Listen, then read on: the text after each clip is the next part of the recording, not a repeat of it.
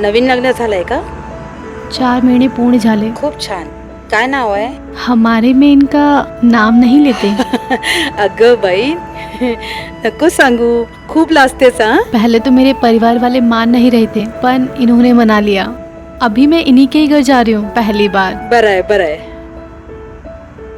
किसी भी जुर्म की कहानी की शुरुआत जुर्म होने के साथ या उसके बाद होती है. उन वजहों को जानने की कोशिश करें जो आम आदमी को अपने मन में जागे हुए जुर्म के ख्याल को अमली जामा पहनाने की ताकत देती हैं, उसे मुजरिम बना देती हैं. हाँ ठीक है, मैं भी चलूंगा आपके साथ. हाँ चलो आप. नंदू काका, नंदू काका, नंदू काका. अरे काय झालं वरडायला? उमेश भाऊ, निलेश भाऊ. क्या हुआ उनको? तुम्ही लोकर चलाता था. चल चल चलो जल्दी चलो. बाबा चल जल्दी.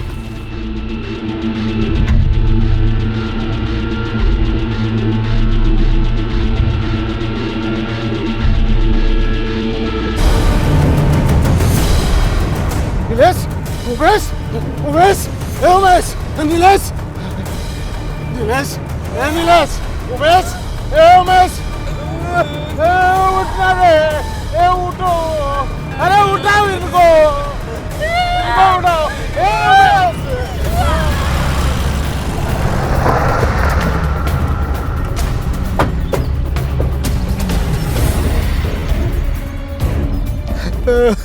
ये दोनों बेटे तुम्हारे? हाँ साहब, दोनों बेटे मेरे और दोनों ही एक साथ. अरे देवा. क्या इनका? साहब वो बड़ा है ना, उसका नाम उमेश है और ये छोटा नीलेश. क्या करते थे दोनों? ये उमेश नासिक में नौकरी करता था और ये नीलेश यहाँ गांव में मेरे साथ खेती. अब कुछ दिनों में मैं मेरी खेती का बंटवारा करने वाला था, उन दोनों को दे देने वाला था, पण बघा काय झालं. किसी से कोई दुश्मनी? किसी की दुश्मनी नहीं थी हमारे साथ, ना मेरी बच्चों की. मोबाइल तो होंगे ना दोनों के पास? हाँ साहब. नंबर याद है? नहीं साहब, घर पर लिख कर रखा है.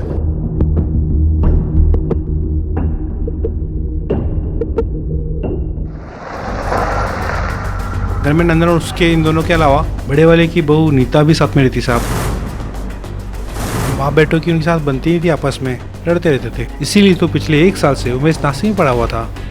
नंदन की घरवाली भी उन्हीं के साथ रहती है.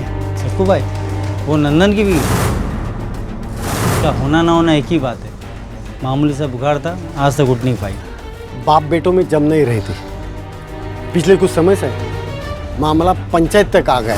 सरपंच जी, खेती और जमीन तो बढ़ाने के लिए होती है ना, और मेरे पास ऐसी कितनी जमीन है, अगर वही बेच दूं तो मेरे लिए इस गांव में बचेगा क्या? मतलब हम नहीं बचेंगे तो चलेगा, लेकिन खेती चाहिए इनको. खेती काय छातीवरती बांधून घेऊन जाणार काय तुम्ही? आता बोला. 2 साल हो गए, बारिश हुई नहीं. पण शेतातून तरी काय येतं आता आपल्याला? मेरी बात सुन ले.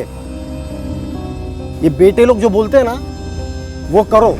वो बोलते खेत बेचना है, बेच दो और उन्हें उनका हिस्सा दे दो. अगर आप लोगों को लगता है तो बेचो, ढूंढो खरीददार. पांडुरंग हरि वासुदेव हरि. काहे दादा, और कितना टाइम लगेगा? आधा घंटा और. जल्दी करिए दादा.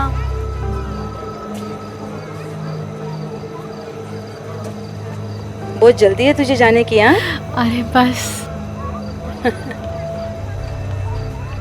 एक विचारू का? हाँ.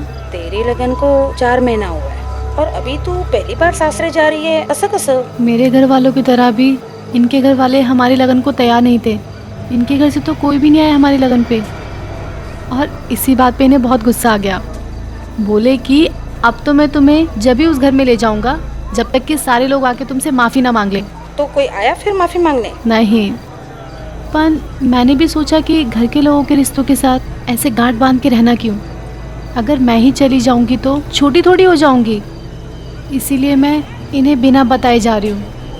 और वैसे भी इन्होंने अपने बाबा से बात करी है खेत बेचने की. ये अपना हिस्सा लेकर इधर आ जाएंगे, और एक बार खेत बिक गया तो फिर कहाँ जाना होगा गाँव. तो खेत बिक गया है या बिकना बाकी है? अभी नहीं, पन का है. चलो चलो भाई चलो. सर, उमेश और नीलेश की पोस्टमार्टम रिपोर्ट आ गई है. रिपोर्ट के हिसाब से दोनों की मौत पानी में डूबने से हुई थी और मरने से पहले दोनों ने काफी अच्छी मात्रा में शराब पी रखी थी. सर, क्या हो सकता है पिलाई गई हो? हाँ सर, ऐसा हो सकता है. पहले किसी ने उन्हें शराब पिलाई हो और जब दोनों होश में ना रहे हो तो दोनों के हाथ बांधकर कुएं में धकेल दिया। लेकिन सर हमारी जो इन्फॉर्मेशन है उसके हिसाब से दोनों की दूर दूर तक किसी से दुश्मनी नहीं थी। सरपंच ने तुम्हें यही बताया था ना कि नंदन अपने खेत को बेचना नहीं चाहता था। हाँ सर। हो सकता है यही कारण हो कि उसने अपने बेटों को मारा हो। लेकिन सर एक बाप अपनी जमीन बचाने के लिए अपने 2 जवान बेटों का खून कर सकता है, क्योंकि जिस दौर में हम जी रहे हैं ना वहां कुछ भी हो सकता है। बहुत झगड़े चल रहे थे तुम में और तुम्हारे बेटों में, आखिर वजह क्या थी? वो दोनों जमीन बेच के अपना अपना हिस्सा चाहते थे। क्या जमन है? साला इस घर में तो आदमी को 2 टाइम का भरपेट खाना भी नहीं मिलता है। पर इसमें मेरी क्या गलती? वो नीलेश भाऊ दासू भाऊ को लेकर आ गए थे, उन्होंने भी खाया इसलिए खाना कम पड़ गया। चुप। बस मैं मेरी क्या एकदम चुप। खबरदार उसके ऊपर हाथ उठाया तो तेरी बीबी है ना। ये तेरा क्या रोज का नाटक चल रहा है रे? मेरी लुगाई है, मैं चाहे जो करेगा। आपको क्या लेना देना इससे? कितनी बार बोला है ये घर बेचो, जमीन बेचो, मेरे हिस्से का पैसा दो और छुट्टा करो, लेकिन नहीं, आपको तो मरने के बाद इसे छाती पर लेकर जाना है। तेरा दिमाग सटक गया है क्या रे? अरे घुमा फिरा के जमीन पर आता है। वो जमीन मैं बेचने वाला नहीं हूँ, मरने के बाद छाती पे लेके जाऊंगा। क्या करेगा तू? काय करना रे तू? नहीं काय करना? काय करना? उनको अपना धंधा करना था साहब, लेकिन उस जमीन पे मेरा बहुत लगाव था, इसलिए वो जमीन मैं बेचना नहीं चाहता था और उसी वजह से मुझे ये रास्ता निकाला तुमने अपनी जमीन बचाने का। आपको लगता है मैंने मेरे बेटों को मारा? क्या बोलता है साहब तू भी? भला एक बाप अपने बेटे को क्यों मारेगा, वो भी जमीन के लिए? इस नंदन पर नजर रखो। जी सर।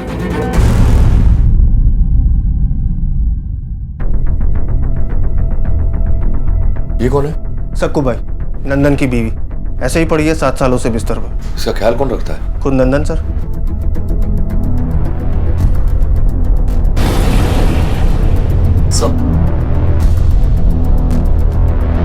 सर किसी सुरेश बड़वे का प्रिस्क्रिप्शन लग रहा है, जिससे सक्कू भाई का इलाज चल रहा है। इसी गांव का लगता है सर। चल तो सकती नहीं है, तो इलाज कैसे चल रहा है? डॉक्टर बड़वे खुद आके इसका इलाज करते हैं, हफ्ते में 2 दिन।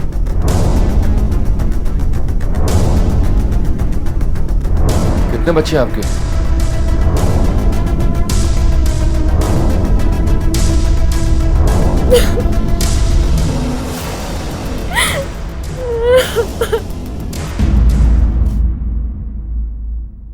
अब उसको बच्चा क्यों नहीं हो रहा ये मेरे को कैसे पता होगा साहब, लेकिन हाँ वो बेचारी बहुत कोशिश करती थी कि उसकी गोद भरे, इसलिए वो उमेश को रोज टोचन देती थी। चले कुटे अस्पताल। वो डॉक्टर ने कहा था ना कि आपकी कल जांच। तेरे को कुछ नहीं बोला था तो आज तू फिर शुरू हो गई। जांच कराएगी मेरी जांच कराएगी? मर्द नया है ना मर्द है? देवा काय बोलता? वो डॉक्टर ने कहा। बेड़ी हो गई तेरी वो डॉक्टर। बंद कर उसके पास जाना, और दोबारा जांच वांच का नाम लिया ना तुम मुंह तोड़ देगा तेरा मैं। समझ ला काय? समझ ला? जांच। इसी कारण उमेश नासिक चला गया नौकरी के लिए। आई करना। देखो अभी भी वक्त है, मैं तुम्हारे साथ हूँ, हम दोनों मिलके यहीं पे कुछ कर लेंगे। तू ही इन सारी मुसीबत की जड़ है। तुझसे दूर गए बिना मेरा कुछ नहीं हो सकता, इसलिए जा रहा हूँ। और जिसको जो जो करना है वो करो, बस मला जाऊ दे। हाँ लेकिन साल में 3 बार आया था बस। नीता उमेश काले का इलाज आप ही कर रही हैं? नीता? जी हाँ। क्या हुआ, आपने ऐसे क्यों रेप किया उसको लेकर? पागलपन इंस्पेक्टर, इलाज तो तब होगा ना जब प्रॉब्लम पता चलेगा। मेरे कई बार कहने के बाद भी उसके हस्बैंड कभी आए ही नहीं टेस्ट करवाने, और नीता हर महीने आ जाती थी प्रेगनेंसी टेस्ट करवाने। नीता तुम समझती क्यों नहीं? जब तक तुम्हारे और तुम्हारे पति के टेस्ट नहीं हो जाते मैं कुछ नहीं कर सकती तुम्हारे लिए। मैडम करने वाला तो वो ऊपर वाला होता है ना। आप एक बार चेक तो करो, इस बार मैं पक्का से पेट से होंगी। पिछले 3 महीने से हड़ताल का कड़ा व्रत रख रही थी, और वो भी निर्जला, और सब कहते हैं कि ये व्रत कभी खाली नहीं जाता। Thank you. हमें पता चला है कि तुम्हारे पति, देवर और ससुर में कुछ खास बनती नहीं थी। कुछ कहना चाहोगे इस बारे में? तुम्हारे पति ने तुमसे कुछ कहा हो? नासिक जहां वो काम करता था वहां किसी से कोई झगड़ा वगड़ा? उन दोनों को आखिरी बार तुमने कब देखा था? नंदन कहाँ है? वो बाहर है।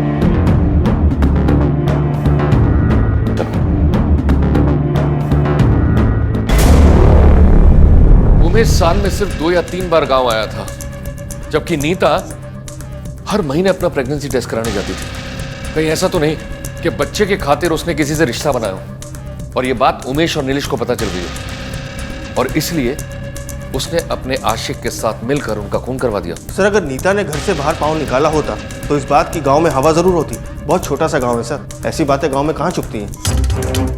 ऐसा भी हो सकता है कि बाहर से कोई अंदर आया हो। एक काम करो कुलकर्णी, नीता के घर में पिछले 1 साल में कौन रेगुलर आता जाता था उसके बारे में पता करो। ये सर। आपसे बात करनी थी डॉक्टर साहब। आप इतने घबराए और बौखलाए हुए क्यों हैं? नहीं नहीं, ऐसी कोई बात नहीं है। मैं भला क्यों घबराने लगा? बताइए मैं क्या कर सकता हूँ आपके लिए। बैठिए आप। Thank you. हमें पता चला है कि नंदन काले परिवार के साथ आपके काफी पुराना और गहरा रिश्ता है। पिछले 7 सालों में आप हफ्ते में कम से कम 2 बार उस घर में जाते हैं। जी हाँ, ये बात सही है। दरअसल नंदन की वाइफ सकू भाई का ट्रीटमेंट मेरे अंडर हो रहा है और वो चल फिर नहीं सकती। इसी वजह से मुझे खुद जाना पड़ता है उसे देखने के लिए। आप उस फैमिली के बारे में काफी कुछ जानते हैं। तब तो आप ये भी जानते होंगे कि उमेश की बीवी नीता को बच्चा चाहिए था जो उसे हो नहीं रहा था। जी हाँ, जानता हूँ मैं ये बात। हमें शक है कि नीता के पति के अलावा कोई और भी है जो उसकी चाहत पूरी करने के लिए उसकी मदद कर रहा है। तो आप बताइए डॉक्टर साहब, जवाब दीजिए। आपका उस घर में बड़ा रेगुलर आना जाना था, कहीं वो आप ही तो नहीं? ये आप क्या कह रहे हैं इंस्पेक्टर साहब? देखिए मेरी आपसे रिक्वेस्ट है कि आप मुझे इस मामले से दूर रखिए। मैं एक डॉक्टर हूँ और ये एक छोटा सा गाँव है और अगर ये बात यहाँ फैल गई तो आप ये सोच भी नहीं सकते कि मेरी प्रैक्टिस पर इसका क्या असर पड़ेगा। डॉक्टर साहब, ये मामला कोई छोटा मामला नहीं है, दोहरे कत्ल का मामला है। देखिए इंस्पेक्टर साहब, मेरा ना तो उस नीता से कोई रिश्ता है, ना मैंने उन दोनों भाइयों को मारा है, बल्कि परसों रात एक कॉम्प्लिकेटेड केस आ जाने की वजह से मैं अपने घर भी नहीं जा पाया हूँ। आपको मेरी बात पे यकीन नहीं है तो आप मेरे स्टाफ से पूछताछ करके देख लीजिए। वो तो हम करेंगे ही, आपको बताने की जरूरत नहीं है। चलो। सर आपको क्या लगता है ये डॉक्टर सच बोल रहा है? पता नहीं, लेकिन कुछ तो है जो छुपा रहा है। उस पर नजर रखो। सर। हेलो। हाँ माने, बोला। अच्छा ठीक। सर नासिक पुलिस का कहना है कि उमेश ने कंप्लेंट फाइल की थी। उसका कहना है कि उसके ऊपर किसी ने जानलेवा हमला किया था। हेलो, पुलिस आई थी, अभी गए हैं वो लोग। आने वाले 10 दिन तक कुछ भी नहीं। फोन भी मत करना मुझे, कोई कांटेक्ट नहीं।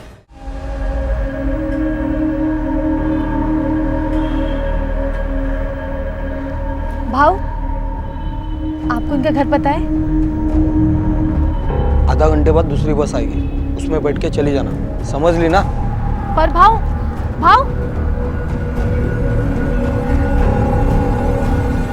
सर दासू गोड़के करके एक आदमी है, जमीनों की दलाली करता है। नीलेश के साथ उसकी काफी अच्छी यारी है।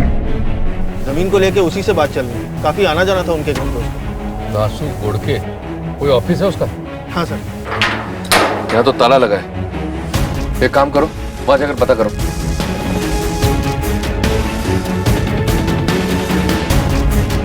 ऑफिस वाले कह रहे हैं कि ये दुकान परसों से बंद है। फोन नंबर और घर का पता ले लिया है। गुड, चलो। उमेश और नितेश जमीन बेचना चाहते थे और नंदन उसे बचाना। और अगर ऐसा नहीं था और इस जुर्म की वजह नीता थी, तब भी दासू से उसकी करीबी उसके काम आ सकती थी। लेकिन एक सच ये भी था कि जहां नंदन और नीता पुलिस के सामने मौजूद थे, वहां सिर्फ दासू ही था जो फरार था।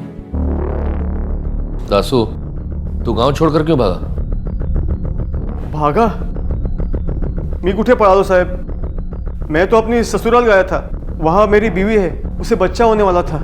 कल सुबह फोन आया कि उसके पेट में दर्द हो रहा है, तो मैं तुरंत दुकान बंद करके बस पकड़ के निकल गया साहब। वहाँ जाने के बाद वहाँ के पुलिस ने कहा कि आप मुझे ढूंढ रहे हैं, तो मैं तुरंत यहाँ भाग के आया। कल रात को ही मुझे लड़की हुई साहब। आप चाहे तो पता कर सकते हैं। ठीक है, पर एक बात बता, नीता के साथ तेरा क्या चक्कर चल रहा है? उसके घर में तेरा बहुत आना जाना है, वो भी उसके पति के गैरहाजिरी में। ये आप क्या बोल रहे हैं साहब? मैं तो बकरी की तरह मैं क्या कर रहा है? हाँ? उमेश की पत्नी नीता हर महीने डॉक्टर के पास जाती है, ये पता करने के लिए कि वो माँ बनने वाली है नहीं। घर से वो बाहर निकलती नहीं, और तेरा उस घर में बहुत आना जाना है, और कुछ ज्यादा ही है। क्या समझे हम लोग इसका मतलब? है नीता के साथ चक्कर है ना तेरा? हाँ, घर आता जाता है तू उसके, और ये चक्कर उमेश को पता चल गया, इसलिए तूने उसको मार दिया, साथ में अपने दोस्त नीलेश को भी। क्या किया तूने उसके साथ? अकेले मारा या नीता भी साथ में थी तेरे? मैंने मारो नीलेश और उमेश को। मेरा रिश्ता था नीता के साथ। ये आप क्या बोल रहे हैं साहब? खाली एक दिन हुआ है साहब मुझे बच्ची होके। उसकी कसम खा के बोलता हूँ साहब, ये सब झूठ है। नीता मेरी बहन की तरह थी साहब। हर भाई बीच के दिन वो मुझे राखी बांधती थी। कोई अपने बहन के साथ रिश्ता बनाता है क्या साहब? और अपने बहन के आदमी को कोई मारता है क्या साहब? मुझे तो यहाँ के पता चला कि उमेश और नीलेश नहीं रहे।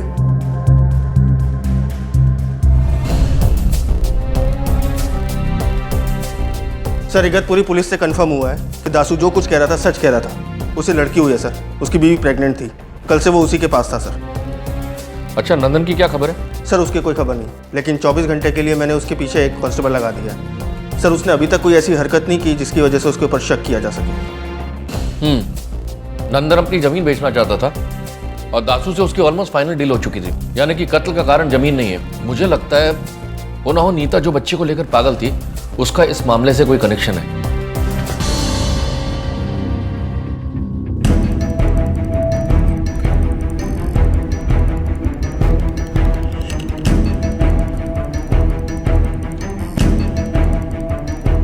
उमेश पर नासिक में हमला हुआ, हो सकता है कि उसके कत्ल के तार नासिक में जुड़े हों। लेकिन सर, उमेश के साथ नीलेश का भी कत्ल हुआ, जो कि कभी नासिक गया ही नहीं। हाँ, ये एक बहुत इंपॉर्टेंट पॉइंट है। एक काम करो, नासिक पुलिस को कांटेक्ट करो और पूरे मामले की जानकारी लो। हो सकता है कि दोनों मामले एक दूसरे से जुड़े हों। सर, उमेश की फोटो लेकर एक औरत उसे गांव में ढूंढ रही है। कौन हो तुम? क्या चाहिए? देखिए, मैं अपने पति को ढूंढ रही हूँ। किसी ने बताया कि वो इसी घर में रहते हैं। ये देखिए, ये फोटो, ये मेरे पति हैं। आप इन्हें बुला दोगी?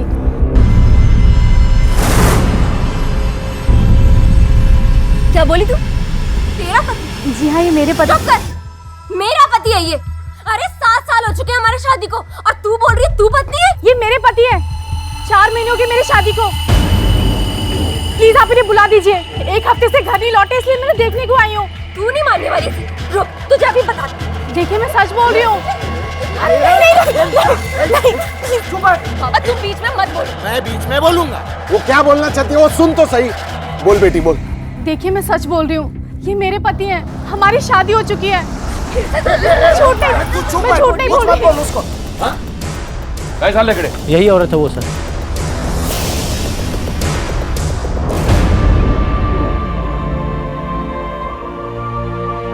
मार डाला किसने और क्यों?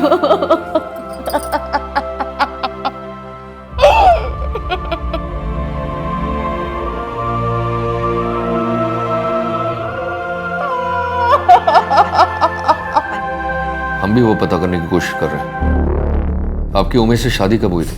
4 महीने पहले मेरा लगन हुआ था। इन्होंने मुझे बताया नहीं था कि इनका एक और भी लगन हो चुका है। अब तो मेरी कोख में इनका बच्चा भी है। मैं अपने घर वालों से क्या कहूंगी? आपकी मुलाकात कब और कैसे हुई थी? मेरे आई बाबा लंच हाउस चलाते हैं नासिक में। वहीं पे 1 साल पहले मेरी उमेश से मुलाकात हुई थी।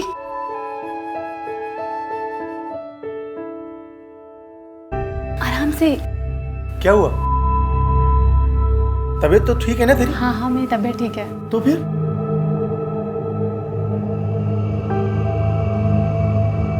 आपकी अमानत मेरे पेट में है। सच्ची? हाँ।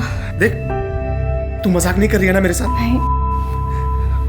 मैं सच में पापा बनने वाला हूँ। मुझे लगा वो ये बात सुन के घबरा जाएंगे, हो सकता है वो मुझे छोड़ देंगे, पर नहीं सर, वो तो बहुत खुश हो गए थे, पर मुझे नहीं पता था वो मुझे इतना बड़ा धोखा दे देंगे।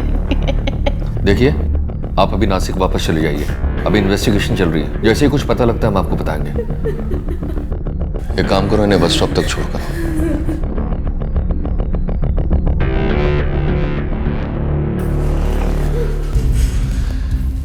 कुलकर्णी सर, इस सारिका के पीछे कांस्टेबल लगा दो, हो सकता है कि पूरे कांड के पीछे इसका हाथ हो। Okay sir.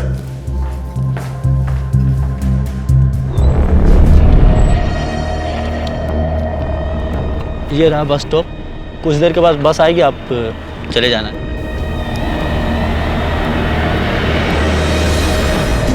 सर कंफर्म हो गया कि डॉक्टर बड़वे का इन हत्याओं से कोई लेना देना नहीं है, लेकिन वो जो दवाइयाँ अपने मरीजों को देता है वो सबकी सब नकली हैं। इसका मतलब सक्कू भाई की जो हालत है वो इन्हीं दवाइयों का असर है। डॉक्टर को उठाकर लेकर आओ। Okay sir.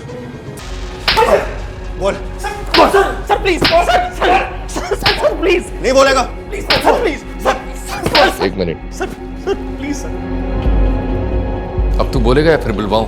मैं बताता हूँ सर, मैं आपको सब कुछ बताता हूँ। देखिए, ये बात सच है कि मैं दवाइयों में मिलावट करता था, क्योंकि उससे एक अच्छा खासा मुनाफा हो जाता है। इसकी और कोई वजह नहीं थी। सक्कू भाई को लेकर मेरी किसी तरह की कोई प्लानिंग नहीं चल रही थी।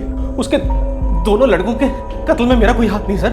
आप मेरी बात का यकीन कीजिए, बिलीव मी सर। अब तू सड़ यहाँ और चला अपना क्लिनिक यहाँ से ही। Sir please please please please sir, माफ कर दीजिए सर। सर सर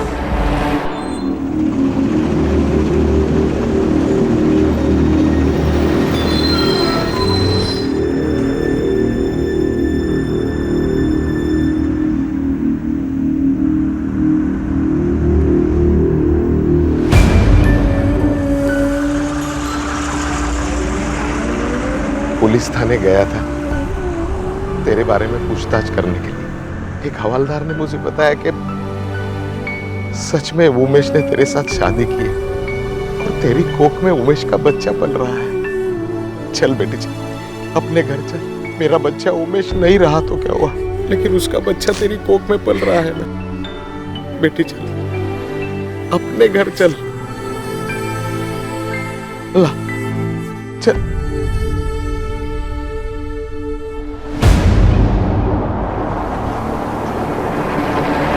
आप इसे यहाँ पर ले आए। मैं बता रही हूँ आपको, अगर ये यहाँ से नहीं गई ना तो मैं ये मास्टर घर है, मैं तय करूंगा यहाँ पे कौन रहेगा और कौन नहीं रहेगा, समझे? जा अंदर, आज जा।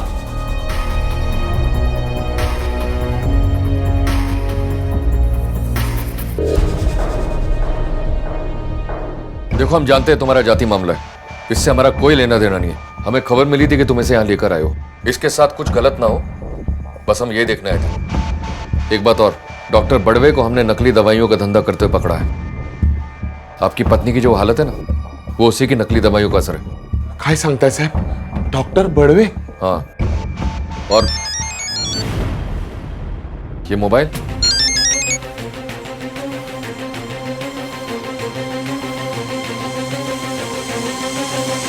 नीता के पास भी मोबाइल था, क्यों नहीं बताया? नीता की आई और कुछ रिश्तेदार आए थे, शायद उनमें से किसी ने दिया होगा। उस मोबाइल का हमें नंबर चाहिए। सर, नीता के कॉल रिकॉर्ड्स आ गए हैं। उमेश के नासिक जाने से तकरीबन 1 महीने बाद से। सर, इस नंबर से कुछ नंबर्स पे बात होती थी। एक तो उसकी माँ का है, बाकी कुछ रिश्तेदारों के।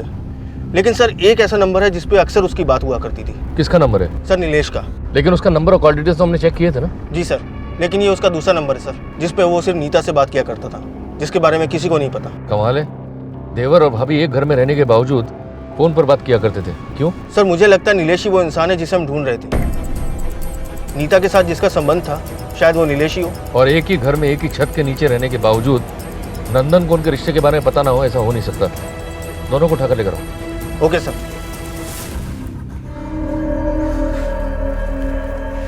जो भी सवाल पूछो उसके सही से जवाब देना, मुझसे झूठ मत बोलना, वरना पाँव से चलकर यहाँ से वापस नहीं जाओगे। लेकिन मैंने किया क्या है सर? बेवकूफ समझा तूने हमें? नीता के पास पिछले 1 साल से फोन था, तुझे पता नहीं चला।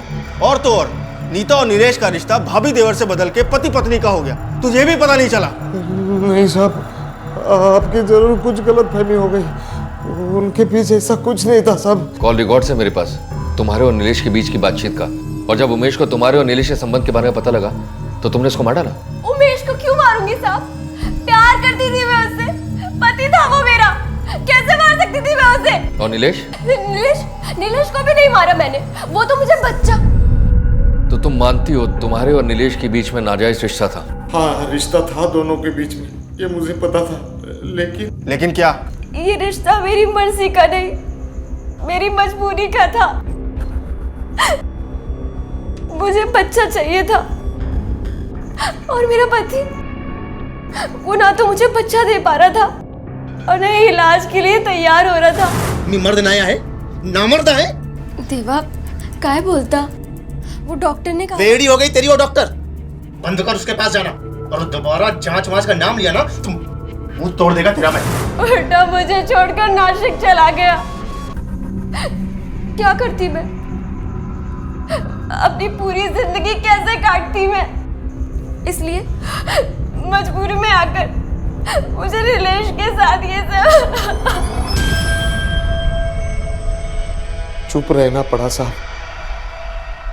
गांव में किसी से बात करता, अगर गांव में किसी को पता चलता तो गांव में मेरी इज्जत और खानदान का नाम चला जाता साहब, इसलिए।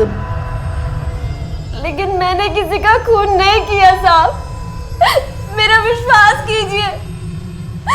जिस दिन ये सब हुआ उस दिन मैं घर पर ही थी।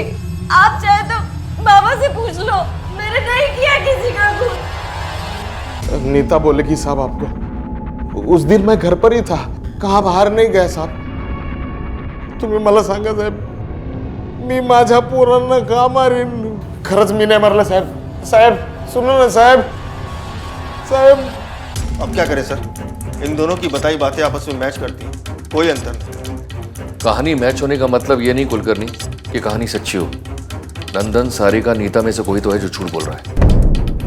आमतौर पर झूठ इंसान को चकरा देता है, लेकिन यहाँ नीता और नंदन द्वारा बोले गए सच ने पुलिस को उलझन में डाल दिया था और संभावनाओं की लंबी लिस्ट को और लंबा कर दिया था। नीता की अपने पति उमेश के साथ साथ अपने देवर नितेश के साथ भी अपनी मर्जी से रिश्ता रखने की संभावना बनती थी। कहीं ऐसा तो नहीं था कि नितेश ने इस बात को लेकर नीता को ब्लैकमेल करना चाहा हो और इसी वजह से नीता ने नितेश का कत्ल कर दिया हो? और अगर ऐसा था तो फिर उमेश क्यों मारा गया? या फिर उमेश को नीता और अपने भाई के बीच के अवैध संबंध के बारे में पता चल गया था? उसने पहले नितेश का कत्ल किया और फिर खुद आत्महत्या कर ली, लेकिन तब उसने नीता को क्यों छोड़ दिया? आखिर क्या था इन दोहरी हत्याओं का सच और कौन था असली कातिल? ए लड़की, तू मेरे पति के कमरे में क्या कर रही है? वो मैं बस, आज मैं तुझे जिंदा नहीं छोड़ूंगी। छोड़ दो मुझे, आज मैं इसकी जान ले लूंगी। अरे क्या कर रही है तू? पीड़ित है इसका तू? अरे उसके पेट में उमेश का बच्चा पल रहा है, उसे भी मारेगी तू?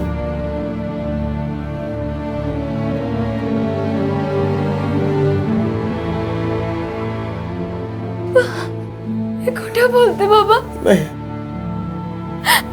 ऐसा नहीं हो सकता, ऐसा नहीं हो सकता बाबा, ऐसा नहीं हो सकता बाबा।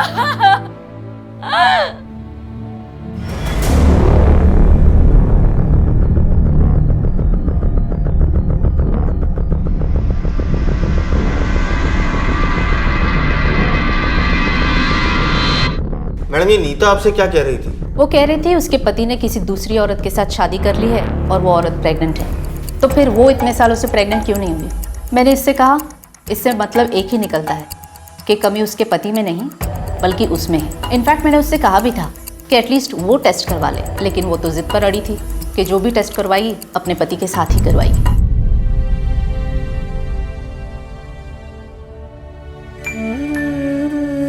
क्या हुआ? तुम ठीक हो ना? बहुत बुरी हूँ मैं, कमी मुझ में थी और मैं दोष उनको देती रही। मेरे नसीब में इतना बुरा होना क्यों लिखा था? क्यों?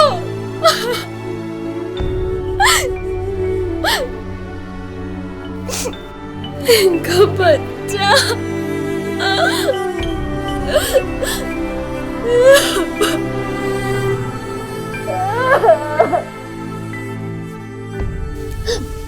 अभी समझ आया मुझे,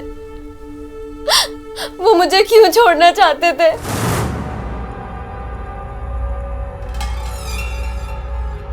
काय झाला? पूरे 4 महीने बाद लौटे आप, क्या हुआ? तुझा माझाशी काही संबंध नाहीये. मुझे तोडनी है ये शादी, अलग होना है, समझलं?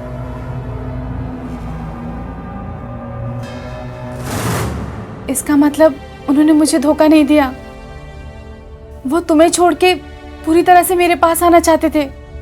मुझे माफ कर देना. अगर मुझे पता होता कि तुम्हारा लगन उनके साथ हुआ है तो मैं उनसे कभी लगन नहीं करती. इस पूरे गांव में सारिका को उससे 2 ही लोग जानते थे और उन्हीं 2 के पास वजह थी इस मारने की. अरे हे काय करताय साहब? हाँ, वो मेरी बहू थी, उसके कोख में उमेश का बच्चा पल रहा था और आप मेरे ही घर पे धाड़ मार रहे हो. अंदर चेक करो. अरे साहेब ऐका ना, साहेब ऐका ना.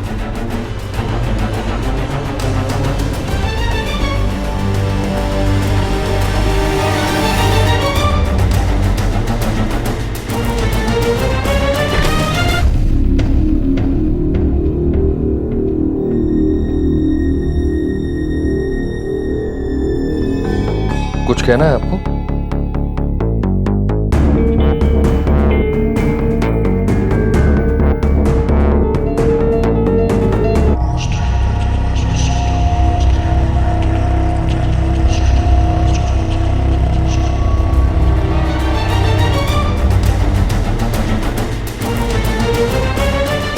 उसकी कोख में बच्चा था, वो भी तुम्हारे पति का.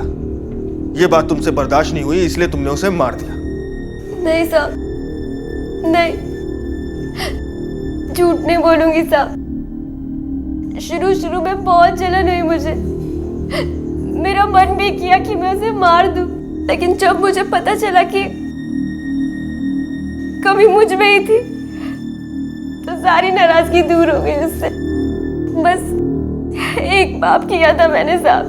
कैसा पाप? माझी बायको सकूबाई, उसके चलते हुए ये सब. पिछले 7 साल से बिस्तर पे पड़े थी, 7 साल से. शुरू से बताओ, कब और कैसे हुआ? साहब, उस दिन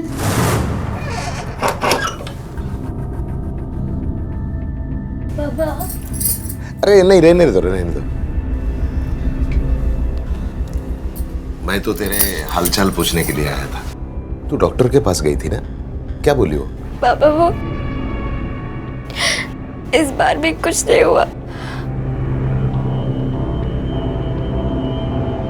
इसमें गलती तुम्हारी नहीं है, दोष मेरे बेटे का है. शायद उसके बस की बात ही नहीं. किसी औरत को बच्चा ना होना उसका अधूरापन है, और मैं तुम्हें ऐसे अधूरा नहीं देख सकता.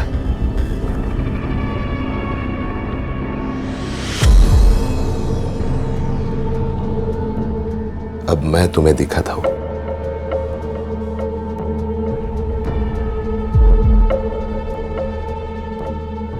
कैसे कुछ नहीं होता.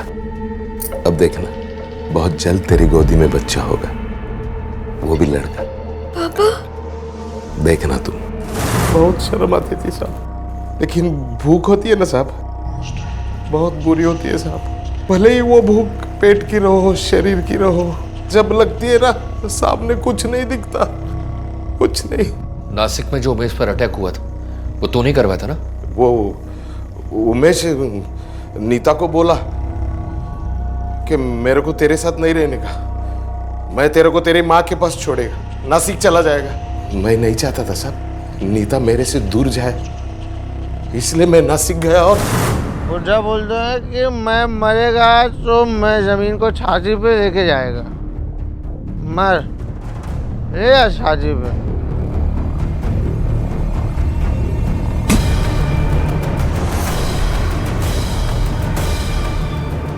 लेकिन वो बच गया. और वो दूसरी बार नहीं बच पाया, क्योंकि दूसरी बार तूने उमेश के साथ साथ नीलेश को भी मार डाला, और अपने बेटे को मारने का पाप वो किस मजबूरी में किया? नीता को बच्चा देने की उम्मीद लगाए मैंने उससे रिश्ता जोड़ा था. फिर कुछ महीने गए, कुछ भी नहीं हुआ। फिर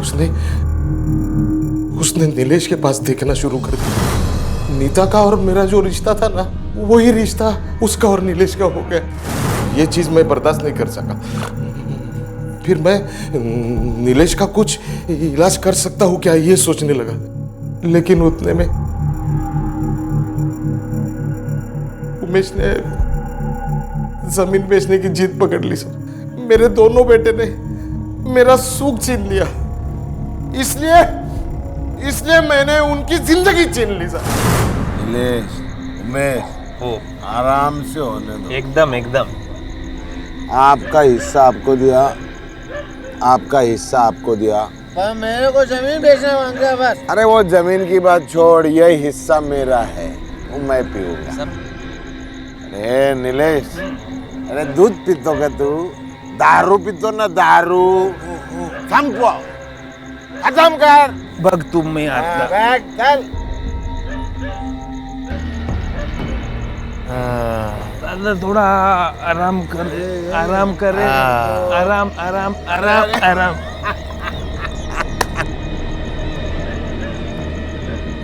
बाप हुआ मैं तुम्हारा, बाप।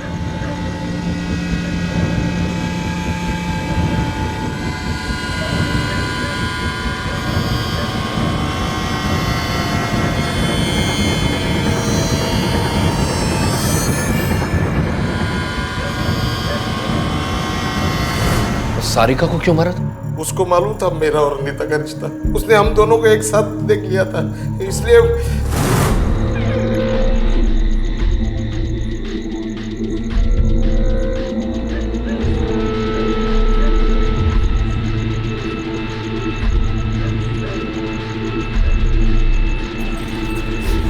अब तू सारे सुख इधर ही भोग। अपनी चाहत का चुनाव और उसे पूरा करने का तरीका हमारी जिंदगी बना भी सकता है और बिगाड़ भी सकता है। नीता की चाहत गलत नहीं थी, वो सिर्फ मां बनना चाहती थी, जो कि हर औरत का सपना होता है। और दूसरी तरफ नंदन की चाहतें और जरूरतें भी नाजायज नहीं थी। दोनों की हालत और हालात मुश्किल थे, लेकिन चुनाव का रास्ता दोनों के सामने खुला था।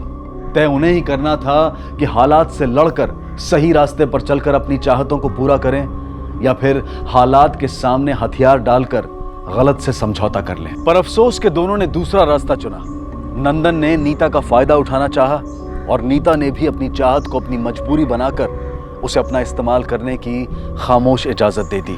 इन दोनों के इसे गलत चुनाव ने न सिर्फ उमेश और नितेश से उनकी जिंदगियां छीन ली, बल्कि उस मासूम लड़की सारिका और उसकी कोख में पल रहे बच्चे को भी मार डाला, जिन बेचारों का इस सब से कोई वास्ता नहीं था।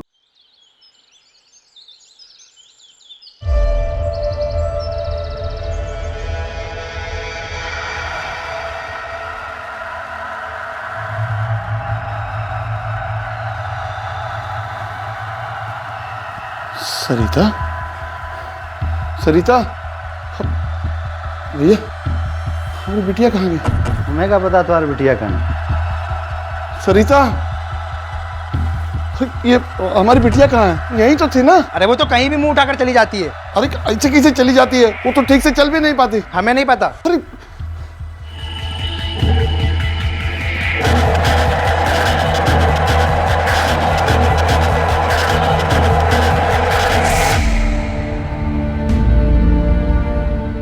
सरिता, यहाँ क्या कर? काटा वाटा सब तू फिक्र ना, हम निकालते हैं तुमको। यहाँ कहाँ से तू चली है? रुक जा बेटी, दुख रहा है पेट, पेट दुख रहा है बेटी। आज आज संभाल। यहाँ कहाँ तू चली है अस्पताल से?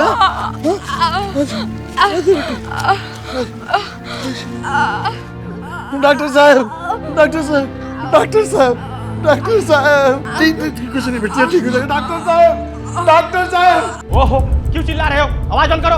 डॉक्टर साहब देखिए ना बेटी को क्या होगा। इस अस्पताल में तुम्हारी बेटी के अलावा और भी मरीज हैं, समझे? कुछ कीजिए ना डॉक्टर साहब। देखो कांटे लगेंगे ना तो खून बहेंगे। हम लोग जितना इलाज करते बना कर दिए, इसको यहाँ से ले जाओ। डॉक्टर साहब अभी ठीक से चल भी नहीं पा रही, इतने बड़े हादसे के बाद। हमको वो सब नहीं मालूम, बलात्कार बोल के लाए थे, हम लोगों ने इलाज कर दिया, जितना करते बना उससे अच्छा किए। इसको यहाँ से ले जाओ, ये पागल खाना नहीं है, समझे? डॉक्टर साहब खून देखिए ना व्हाट इनको एंटीसेप्टिक लगा दो। ठीक है।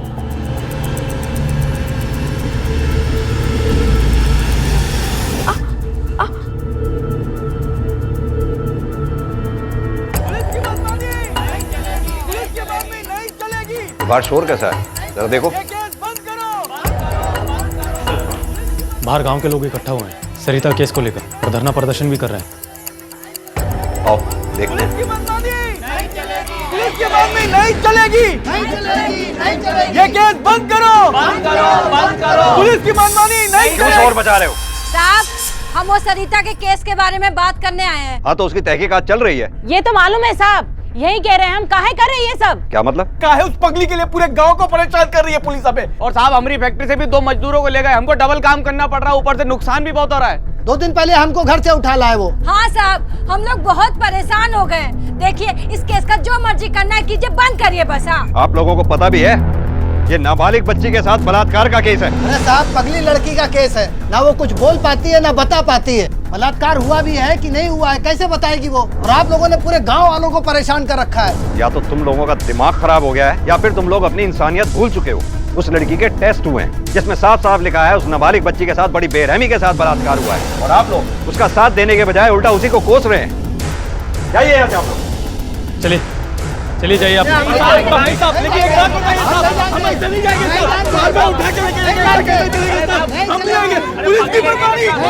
उत्तर प्रदेश में बसा यह गांव इसारी, जहां एक मानसिक रूप से विकलांग 14 साल की बच्ची के साथ बलात्कार हुआ, लेकिन गांव वाले अपराधियों को पकड़ने की बजाय पुलिस पर इस बात के लिए दबाव डाल रहे थे कि इस केस को बंद कर दिया जाए। आखिर क्यों? गलती किसकी थी? उस मानसिक रूप से विकलांग बच्ची की या उन लोगों की जिन्होंने उसके साथ बलात्कार किया, या फिर इन गांव वालों की जो पुलिस की पूछताछ की परेशानियों से बचने के लिए बलात्कारियों को नजरअंदाज करने को भी तैयार थे? ले खाना खा। अरे तुम्हारे नहीं कहने से नहीं होगा, समझी ना? चल खा खा, मैं कह रही खा।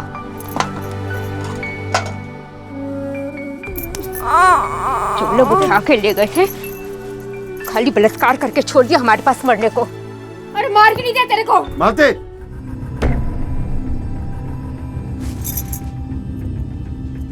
पगला गए हो का? हाँ? कहाँ ना चला बकरी?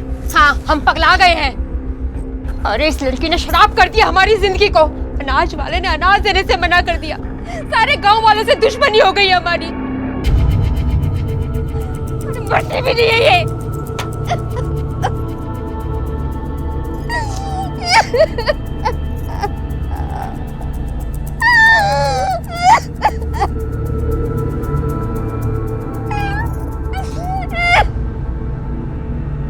रघु अपनी बेटी सरिता से बहुत प्यार करता था। सच तो यह है कि सरिता के पैदा होने के कुछ ही महीनों बाद जब यह पता चला कि उसकी दिमागी हालत ठीक नहीं है, तो उसे किसी सरकारी पागल खाने में छोड़ देने के विकल्प के बारे में सोचा ही नहीं गया, बल्कि उसे लाड प्यार से पालने की जिम्मेदारी उठाई। बाप के लाड और माँ की देखभाल में पलते हुए सरिता 14 साल की हो गई। लेकिन उस शाम अपनी ही धुन में गुम सरिता खेल ही खेल में अपने घर से थोड़ा दूर निकल गई थी। सरिता! जब बहुत देर तक सरिता नहीं दिखी तो रघु उसे ढूंढने निकला, और जब सरिता मिली तो रघु की आंखें फटी रह गईं। उसे जैसे तैसे अपनी गोद में उठाकर वो हॉस्पिटल की तरफ भागा, पर हॉस्पिटल में उसकी हालत देखने के बाद डॉक्टर्स ने उसे एडमिट करने से मना कर दिया। रघु की मिन्नतों का उन पर कोई असर नहीं हुआ और उन्होंने साफ कह दिया कि इसे शहर के हॉस्पिटल ले जाओ या फिर किसी पागल खाने। अपनी बच्ची को मालती के पास छोड़कर रघु पुलिस स्टेशन की तरफ भागा। पुलिस की दखलंदाजी के बाद हॉस्पिटल ने सरिता को एडमिट किया। पुलिस ने अपना सामाजिक दायित्व तो निभा दिया, लेकिन अब उनके सामने एक ऐसा केस था जिसे हल करना आसान नहीं था, क्योंकि ना तो कोई गवाह था और ना ही बलात्कार की शिकार सरिता दिमागी रूप से कुछ भी बताने में सक्षम थी कि उसके साथ ये घिनौना अपराध करने वाले कौन थे और कितने थे। तितली पकड़ने जाना है ना, तो खाना खाना पड़ेगा। ले ले ले ले, अरे खाओ खाओ खाओ खाओ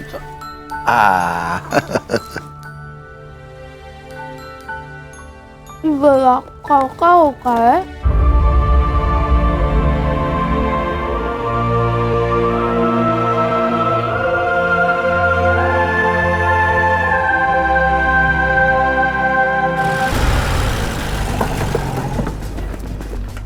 सरिता से बात कर सकते हैं?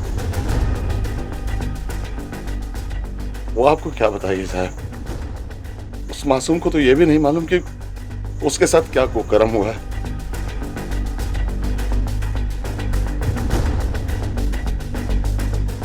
बेटा, क्या आप हमें बता सकते हो कि आपके साथ वहाँ पर क्या हुआ था? पेट के नीचे दर्द होता है। उन लोगों ने आपको मारा था? मारा था? अच्छा ये बताओ, कितने बुरे लोग थे वहाँ पर? कितने लोग थे मतलब? पूछिए, मदद कीजिए। 1, 2 1, 2 गिनती सिखाए थे ना बेटा? 1, 2, 3 1, 2 3 सर, लगता है 1 या फिर 2 से ज्यादा लोग। का मतलब 3-4 लोग।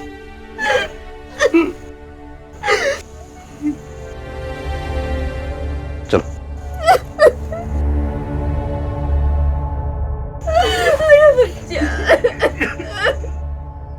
किसी भी भाषा में ऐसा कोई शब्द नहीं है जो बलात्कार की शिकार किसी महिला के दर्द को, उसकी लाचारी, उसकी बेबसी को पूरी तरह से बयां कर पाए।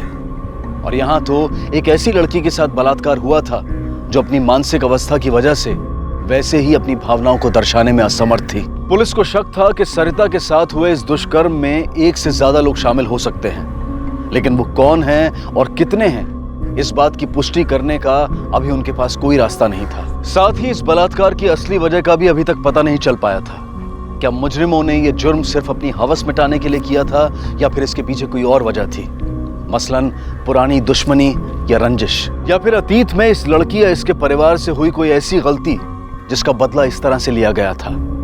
इन मुजरिमों तक पहुंचने के लिए इस जुर्म की वजह तक पहुंचना बहुत जरूरी था और जांच दल इसके लिए प्रतिबद्ध था। सर, उस दिन मोर्चे पे जो औरत सबसे ज्यादा बोल रही थी, उसका रघु से जमीन को लेके कुछ विवाद चल रहा है। देखिए, इस केस का जो मर्जी करना है कीजिए, बंद करिए बस। हाँ साहब, आप 3 बार लगातार हमसे पूछ चुके हैं, हमको जितना मालूम था हम बता चुके हैं, अब आगे क्या बताइए, बताइए। आप लोगों की रघु से क्या दुश्मनी चल रही है? अरे उसकी औकात क्या है हमारे सामने साहब? अरे ऐसे लोगों से दुश्मनी नहीं, नफरत होती, नफरत। एक बात बताइए, उस शाम आप कहाँ थे जब सरिता के साथ ये हादसा हुआ? इंस्पेक्टर साहब, आप 10 बार भी पूछेंगे ना तो हमारा बयान बदलेगा नहीं। सच यही है कि हम घर में थे, सो रहे थे। किसी ऐसे शख्स को जानते हैं आप लोग जिस पे आपको शक हो या फिर कोई विकृत मानसिकता का आदमी हो? एक आदमी को हम जानते हैं, अपनी बेटी को बचा चुके हैं उससे।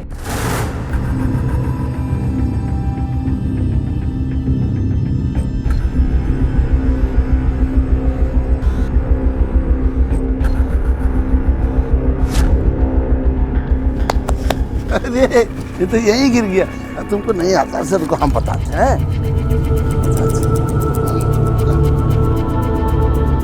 लाओ हम बताते हैं। इसको जो है ना, इसको ऐसे पकड़ो, ऐसे पकड़ो, अब फूको ऐसे, अब फूक के ना।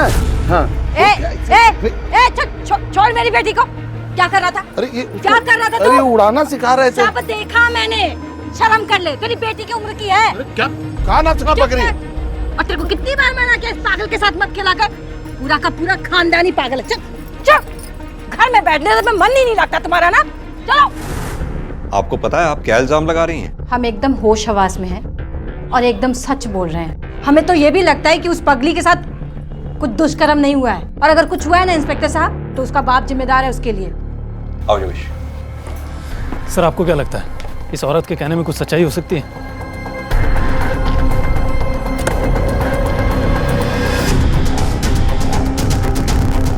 इस बाप को देखकर लगता नहीं ऐसा कि ये अपनी बेटी के साथ कोई गलत काम कर सकता है। बैठो। आमतौर पर सुरागों की तलाश में भागते दौड़ते और सबूतों की बिना पर मुजरिमों को पकड़ने वाले पुलिस वालों को कभी कभी अपनी अंतरात्मा की आवाज पर भरोसा करना पड़ता है। लेकिन यहां सवाल यह था कि क्या पुलिस की गट फीलिंग सच है या फिर जो रूपलता ने कहा है वो सच है। सरिता के इशारों पर विचार तो किया जा सकता था, लेकिन उसे पुख्ता रूप से माना नहीं जा सकता था। डॉक्टर ने यह भी कहा था कि सेक्सुअल असॉल्ट तो था, लेकिन किसी का सीमेन नहीं मिला था।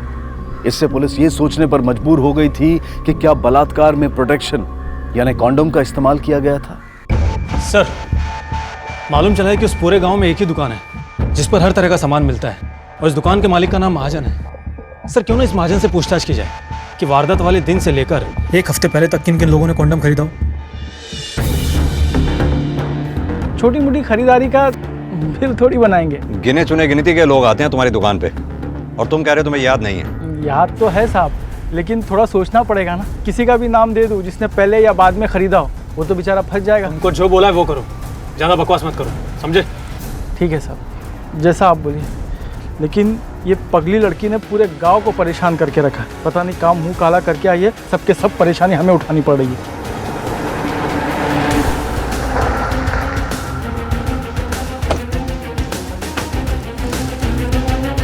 सर, इस जगह कई बार देख चुके हैं। आई नो, पर कभी कभी चीजें नजर से चूक जाती हैं, और ये बात भी पक्की है कि सबूत हमें वारदात की जगह से ही मिल सकता है। हाँ, रघु ने कहा था कि सरिता उसे यहाँ बेहोश पड़ी मिली थी, लेकिन ये भी मुमकिन है कि वारदात यहाँ ना होकर के कहीं और हुई हो। सरिता यहाँ खुद चलकर पहुंची हो, या फिर उसे यहाँ लाकर फेंक दिया गया हो। हमें अपनी जांच का दायरा बढ़ाना होगा, और एक बार फिर अच्छी तरह से छानबीन करनी होगी। चलो आओ।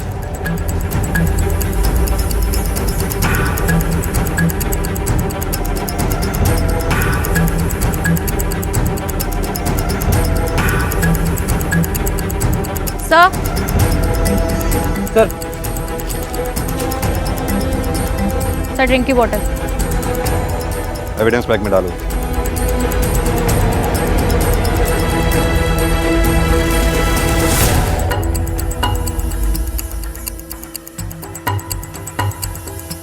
सर! हाँ योगेश। सर, ये दुपट्टा मिला है और ये चप्पल, और ये देखिए सर, ब्लड के सैंपल भी। आसपास और ध्यान से देखो, जरूर कुछ ना कुछ और मिलेगा।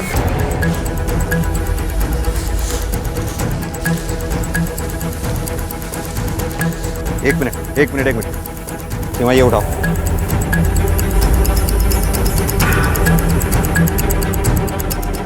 ये तो ब्रांड वही है जो हमें वहां मिला था। जी सर। इस जगह को देखकर लगता है कि वारदात यहीं हुई होगी। फॉरेंसिक वालों को बुलाओ। Yes sir. सारी परेशानी ऐसी खड़ी हो गई, क्या बोले। ये देखो पगली।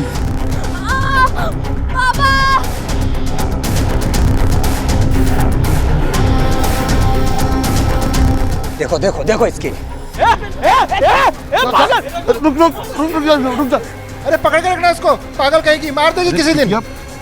कीचड़ में पत्थर मारेगी तो कीचड़ हम पे ही उड़ेगा ना। पानी लेके आ।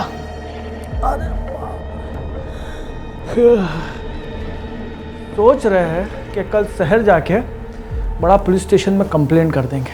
काहे? का हुआ? अरे का हुआ, आज पुलिस दुकान पर आ गई, कहने लगी कि सबका नाम दो जो जो कंडोम खरीदते। अरे कहाँ से याद रखेंगे, हमने भी कह दिया याद करके बताएंगे नाम।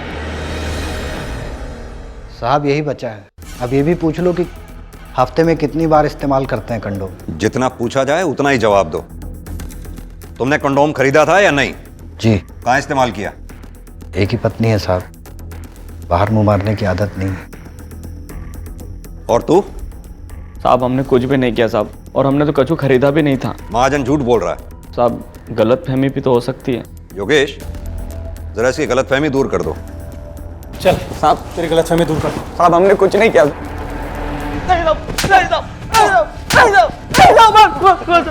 बताता हूँ साहब, मैंने खरीदा था पर अपने लिए नहीं। तो फिर किसके लिए खरीदा था?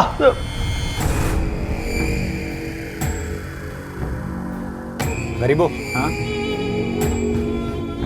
फटाफट लेता। कहाँ साहब? सुरक्षा कवच। जी साहब। चल। रूपा, अरे रूपा। हाँ। अरे पानी ले आओ। ला रहे। ये लीजिए।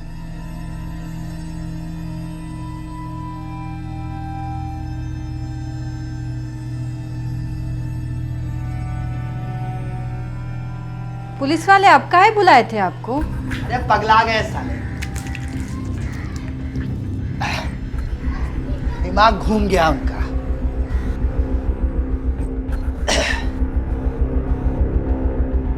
एक बात बताइए, अगर आप कंडोम खरीदी तो इस्तेमाल कहाँ किए थे?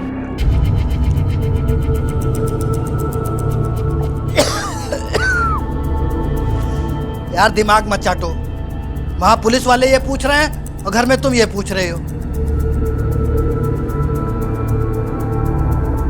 सुनो, अगर पुलिस वाले पूछे ना तो कह देना अपने लिए लिया था। ले लो।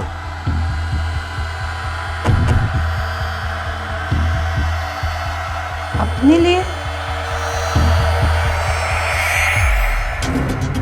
सर, क्राइम सीन से जो विस्की की बोतल मिलने पर हमें मालूम चला है उस ब्रांड को 2 लोग यूज करते हैं पूरे गांव में। एक तो बलिया साड़ी फैक्ट्री का मालिक रजत और दूसरा दुहारू, जिसकी दुश्मनी रघु से है। और सर ऐसा भी पता चला है कि रजत एक रात में 3 से 4 बोतल उड़ा देता है।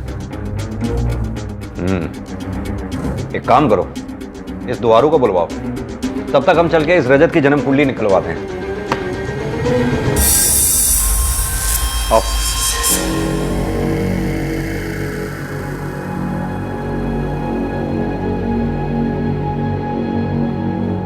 अरे बाबा, आज आप जल्दी घर आ गए फैक्ट्री से।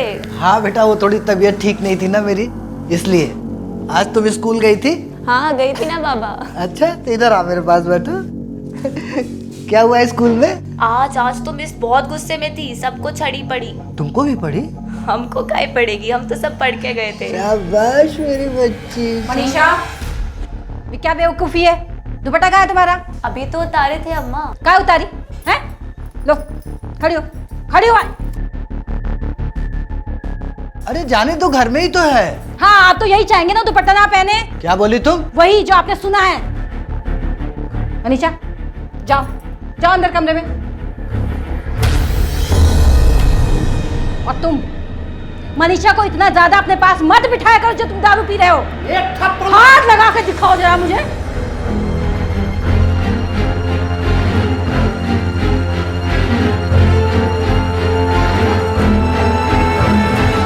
सर, करीबों ने जो भी कहा है वो सच है। सर, हमारा एक दोस्त है जयंत, वो शहर में रहता है और उसका गेस्ट हाउस भी है। तो हमें जब भी मौका मिलता है हम उसके गेस्ट हाउस चले जाते हैं। और फिर क्या? सर, हमारी बीवी को मत बताइएगा प्लीज़। हम साथ वहाँ पीते हैं और जयंत वहाँ लड़कियों का इंतज़ाम करता है। और फिर हम लोग। ये जयंत रहता कहाँ है? Ballia sir. Yogesh, Ballia police station को इन्फॉर्म करो और उनसे कहो कि जयंत के बारे में जानकारी हासिल करें। पर जयंत की बीवी को भी इन सब के बारे में पता नहीं है सर। कोई बात नहीं, अब पता चल जाएगा। जयंत, रजत ने हमें सब कुछ बता दिया। अब तुम हमें बताओ कि माजरा है क्या? मैं सच कह रहा हूँ साहब, उस दिन हम लोग मेरे गेस्ट हाउस पे ही थे। वहाँ पे शराब पी रहे थे और फिर 2 लड़कियाँ बुलाई थी, उनके साथ। ठीक है, जाओ। योगेश। Yes sir. उस इलाके में जाके उन 2 लड़कियों के बारे में मालूम करो, पता करो कि ये जो कह रहा है सही है या गलत। Okay sir.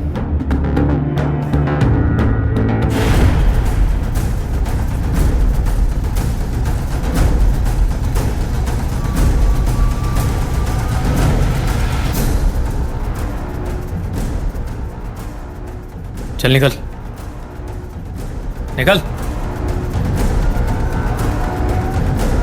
पूजा।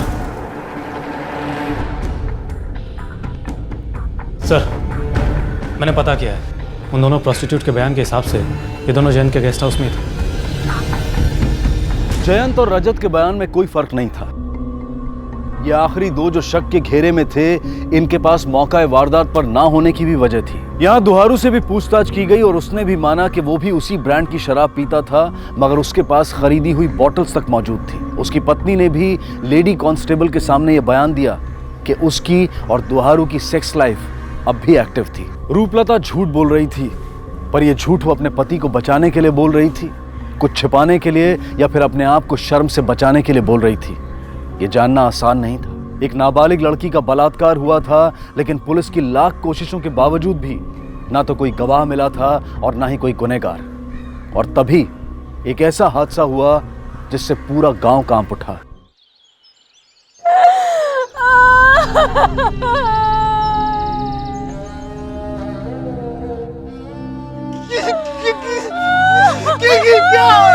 क्या मेरे बेटे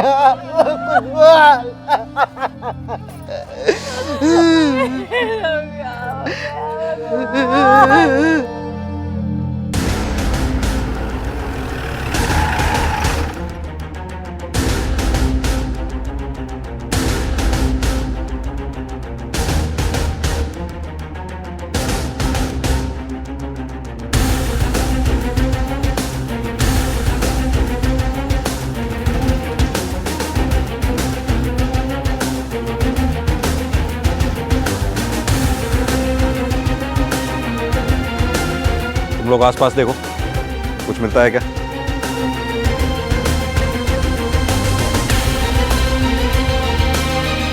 सर।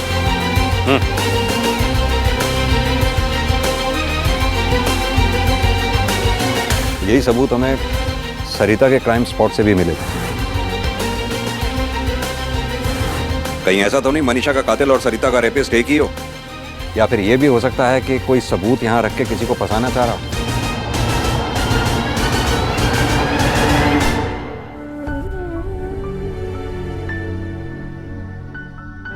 अरे भैया वो देखो, वो पगली फिर आ गई। अगर ये दुनिया की आखिरी लड़की भी होगी ना, तब भी हम इसके साथ कुछ नहीं करना चाहेंगे। इस पगली के साथ कोई क्या करेगा? सरिता!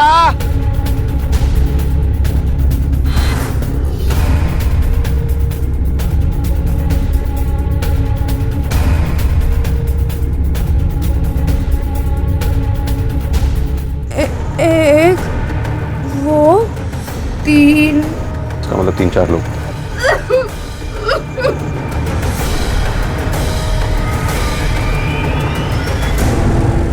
ये देखो, मनीषा की रिपोर्ट में भी वही लिखा है जो सरिता की रिपोर्ट में लिखा था। सीमेन हमें वहां भी नहीं मिला था, यहां भी नहीं मिला है। सरिता की मेडिकल रिपोर्ट में भी डॉक्टर ने मल्टीपल पेनिट्रेशन का जिक्र किया है, जो इस रिपोर्ट में भी किया हुआ है। You are right sir. और क्राइम सीन से भी उसी ब्रांड के सिगरेट बट्स और विस्की की बोतल। इसके सिर्फ 2 मतलब हो सकते हैं। या तो ये क्राइम उन्हीं लोगों ने किया है जिन्होंने सरिता के साथ दुष्कर्म किया था, या फिर किसी ने हमें मिसगाइड करने के लिए इस क्राइम सीन को बिल्कुल वैसा बनाने की कोशिश की है ताकि हम इस धोखे में रहें कि ये दोनों क्राइम्स एक ही गैंग ने किए। सर, फर्क सिर्फ इतना है कि मनीषा को चाकू जान लेने के लिए मारा गया था, जबकि सरिता की जान लेने की कोशिश ही नहीं की गई। क्योंकि मनीषा अपने बलात्कारियों को पहचान सकती थी। सरिता की दिमागी हालत ठीक नहीं होने की वजह से वो ऐसा नहीं कर सकती थी। ये बाहर शोर कैसा है? लगता है गांव वाले फिर से इकट्ठा हो गए मनीषा के केस को भी बंद करने के लिए। आओ। साहब से मिलना है तो हमको जाने दीजिए। क्या बात है, अब क्यों आए आप लोग? हम सब आपसे हाथ जोड़कर माफी मांगते हैं। साहब, पिछली बार हम लोग आए थे कि आप सरिता का केस बंद कर दें, लेकिन इस बार हम चाहते हैं कि आप जितनी पूछताछ करना चाहते हैं हम सारे गांव वालों से कर सकते हैं। हम सारे गांव वाले आपके साथ में। क्यों भाई, साथ में हो ना? साहब, हमसे जो भी मदद पड़ेगी हम करेंगे आपको। और जिसने भी ये कुकर्म किया ना, उसे छोड़िएगा मत।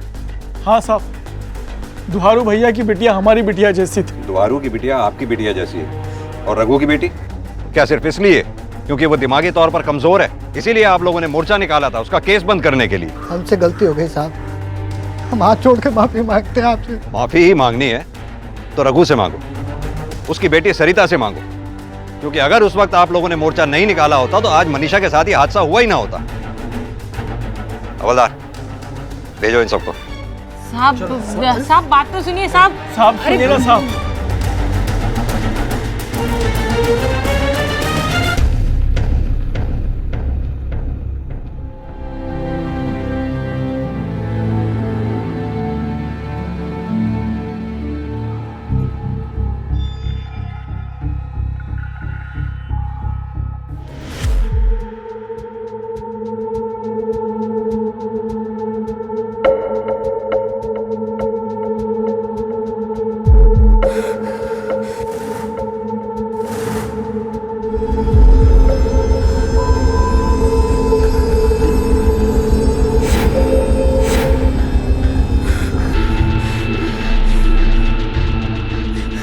क्या हुआ बेटी?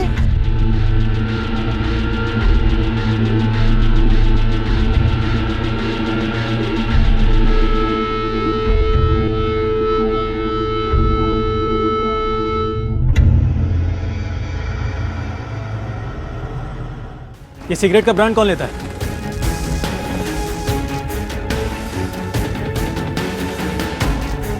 क्या है ना साहब, ये ब्रांड थोड़ा महंगा है ना, इसको शहर से मंगवाना पड़ता है। अच्छा, इसे खरीदता कौन है? इस ब्रांड को अक्सर रजत साहब मंगवाते हैं। चाहते कहाँ हैं आप लोग? और किस केस की तहकीकात कर रहे हैं? सरिता के रेप की या फिर मनीषा के मर्डर की? तुमसे जितना पूछा जाए उतना जवाब दो। देखिए सर, अब हम आपके किसी भी सवाल का कोई जवाब नहीं देंगे। पहले ही उस पगली के चक्कर में आप हमसे बहुत सवाल जवाब कर चुके हैं। हमको ये प्रूव करना पड़ रहा है कि कहाँ थे हम। मतलब पूरे गांव में हम ही आपको बलात्कारी लग रहे हैं का? और बाद में फिर हमको प्रूव करना पड़ेगा कि मनीषा के मर्डर के वक्त कहाँ थे हम।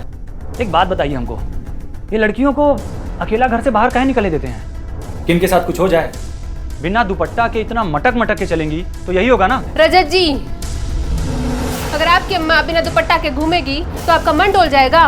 रजत जी, वो बच्चियां थी, देखिए इसे, अपनी पूजा को देखिए एक बार, इसके साथ कुछ होगा तो। उस शाम हम ऑफिस में ही थे सर। अरे यार तुम भी ना, एक बार फंस गए तो क्या हर बार फंस जाएंगे? यार बहुत मन कर रहा है। जी मैं करवाता हूँ, जल्दी करवाता हूँ। क्या चल रहा था? कुछ नहीं, एक लास्ट ऑर्डर था, वही ले रहा था। आप हमें मंदिर ले जाने वाले थे रजत जी, फिर से भूल गए ना तुम? अरे मेरे तो ध्यान से निकल गया। चलो फटाफट चलते हैं। चल। उस दिन ये हमें मंदिर लेके गए थे, हमें पूजा में थोड़ा टाइम लग गया, उसके बाद इन्होंने मुझे घर छोड़ दिया मंदिर से। कितने बजे घर छोड़ा था इन्होंने आपको? करीब 4:30-5 बजे। मनीषा के साथ भी जो हादसा हुआ वो करीब 5:30 बजे ही हुआ था। आप इन्हें घर छोड़कर कहाँ गए थे? सर मैं वापस फैक्ट्री गया था कुछ पैसे निकालने के लिए, वो अगले दिन मुझे बैंक में जमा कराने थे। अगर आपको मुझ पर यकीन नहीं है तो आप वॉचमैन से पूछ सकते हैं। हमें जिससे पूछना होगा हम पूछ लेंगे, तुम बस ये ध्यान रखो कि तुम जो कह रहे हो वो सच हो। सर मैं बिल्कुल सही कह रहा हूँ, आप मेरा भरोसा कर सकते हैं। आप सच बताइए मुझे, इन सब में आपका कोई हाथ तो नहीं है ना?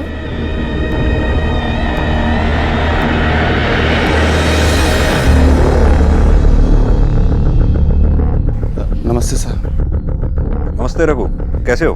ठीक है सर। सरिता कैसी है? ठीक नहीं, थोड़ा दर्द रहता है और हादसे के बाद कभी भी दौरा पड़ जाता है। तो डॉक्टर को दिखाओ। जी, कुछ पता चला सर? नहीं रघु, अभी तो पता नहीं चला है, लेकिन हम अपनी तरफ से कोशिश पूरी कर रहे हैं। हम लोग सोच रहे थे कि ये गांव छोड़कर कहीं और चले जाएं। बड़ी बेइज्जती महसूस होती है अभी। लेकिन क्यों? मनीषा की हत्या के बाद अब तो गांव वालों की सोच भी बदल गई है। हाँ वो तो है। कल सरिता सारा दिन बाहर थी पर किसी ने कुछ कहा नहीं, ना ही किसी ने गाली दी, ना ही पत्थर मारा। नहीं तो बिना कुछ कहे, बिना गाली दिए कोई वहां से जाता ही नहीं था। लेकिन दौरा तो फिर भी पड़ गया साहब, डर के मारे ऐसे मुंह छुपा रही थी सबको देख के। कौन कौन लोग थे वहां जिन्हें देखकर सरिता को दौरा पड़ा? मनीषा के नाम की पूजा करके लौट रहे थे वो, दुहारू, महाजन, मरियासी, यही सब गांव वाले। नाम लिखवा दो उनके। जी सर।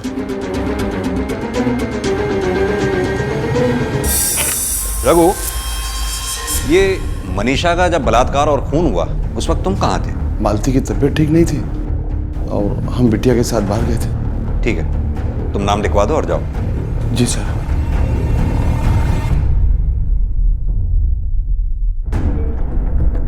सर आपको रघु पर शक है? शक नहीं है, बस एक ख्याल है, क्योंकि रघु की दुहारू से दुश्मनी थी, क्या पता बदला लेने के लिए। और सर ये उन गांव वालों को बुलाना जिनको देखकर सरिता को दौरा पड़ा था? क्या पता किसी खास चेहरे को देखकर उसे दौरा पड़ा हो। अब उसकी मानसिक हालत ऐसी तो है नहीं कि वो किसी शख्स पर हाथ रख के या उंगली उठा के ये कह सके कि इस आदमी ने मेरे साथ बलात्कार किया था। हाँ एक बात जरूर है, हो सकता है सरिता ही हमें अपने बलात्कारियों तक पहुंचा दे।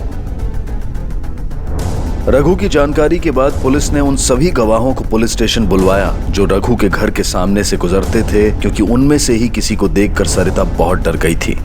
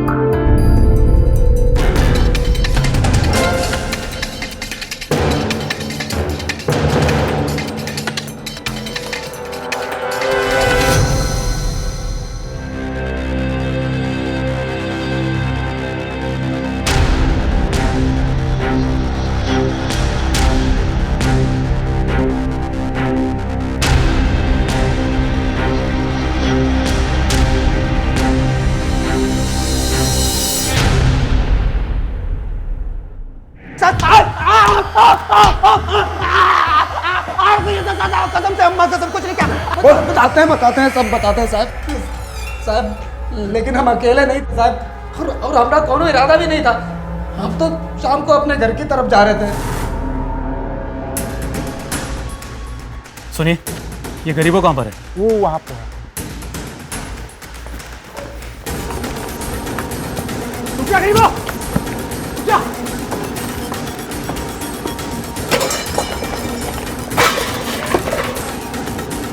गरीबों रुक जा।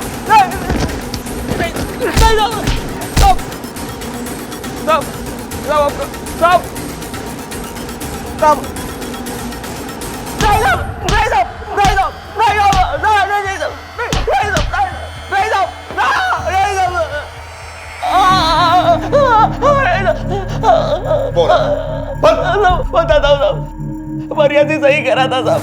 दोनों वो दारू पीने के लिए बैठे थे। हमको अचानक झाड़ियों में आवाज आई और जाके देखा तो ये इधर से आवाज कुछ। अरे पीने के बाद साले तुमको संगीत देता है। नहीं कुछ तो है भाई यार। उठो उठो देखते हैं।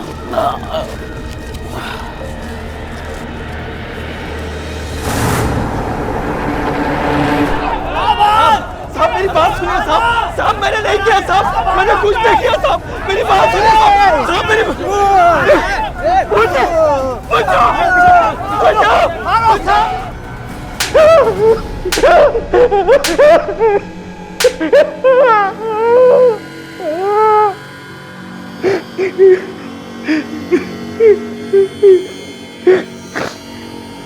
बता, बोल। साहब मेरा दिमाग खराब हो गया था साहब, पगला गया था। एक कॉन्डम देना। हाँ ले, ऐश कर। सारी दुनिया ऐश कर रही है और हम कंडम बेच रहे हैं।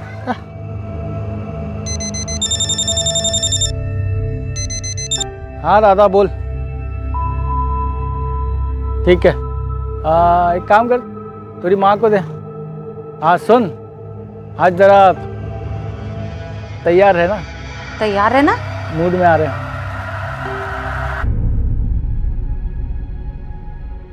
आज सलाह मान जाए, हम भी थोड़ा ऐश करेंगे। अरे हमारा कॉन्डम कहाँ गया?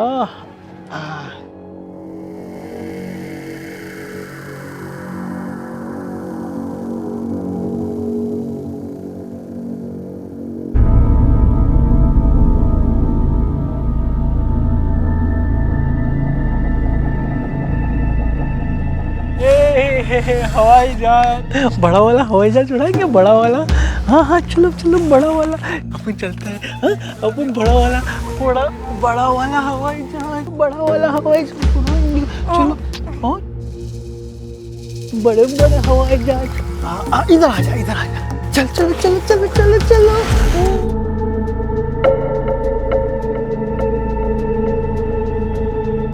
आनंद भैया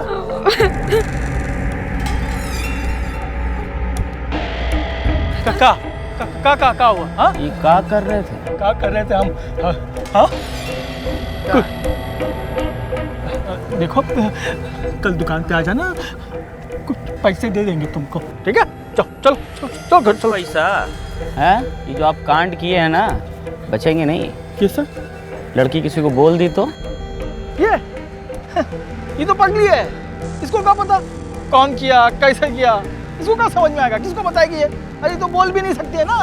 कल दुकान पे आ जाना, पैसा दे देंगे। चलो चलो चलो चलो चलो। दुकान पे आ जाना।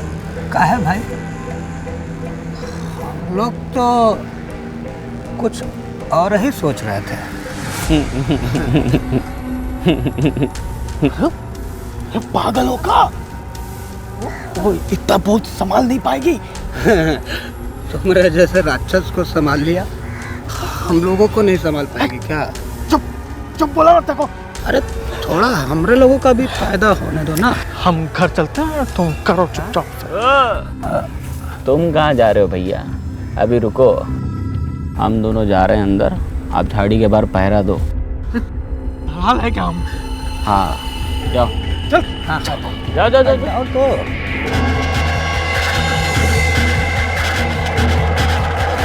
गरीबो तुम्हारे साथ इस दुष्कर्म में शामिल था, तो फिर कंडोम खरीदने वालों की लिस्ट में उसका नाम क्यों डाला तुमने? जब आप हमसे पूछताछ करने आए थे तो हम बहुत डर गए थे। हमने गरीबों के साथ मिलकर प्लान बनाया। गरीबों, आज पुलिस आई थी दुकान पे।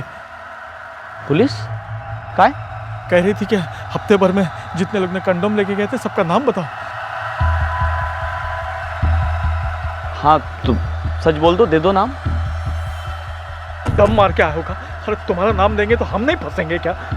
अरे टेंशन काहे ले रहे हो? हमसे पुलिस पूछेगी तो हम कह देंगे किसके लिए लेके गए थे। किसके लिए लेके गए? हमरे साहब के लिए। उन्हीं के लिए तो लेके जाते थे। और फिर मनीषा को देखकर तेरे दिमाग में शैतान सवार हो गया। नहीं साहब, मनीषा बिटिया के साथ हमने कुछ नहीं किया, उसे छुआ भी नहीं साहब। हमने कसम खा ली साहब कि हम कुछ नहीं करेंगे। हमने तभी कसम खा ली थी साहब। तो मतलब तूने मनीषा का मर्डर नहीं किया? वो तो हमारी बिटिया जैसी थी, हम कैसे मारे साहब।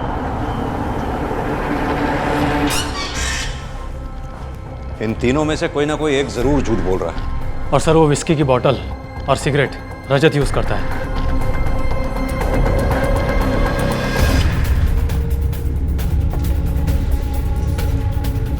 जी कहिए। तुम फैक्ट्री में बैठ के शराब पीते हो ना? जी, और कभी कभी। हमारे पास तुम्हारी फैक्ट्री का सर्च वारंट है।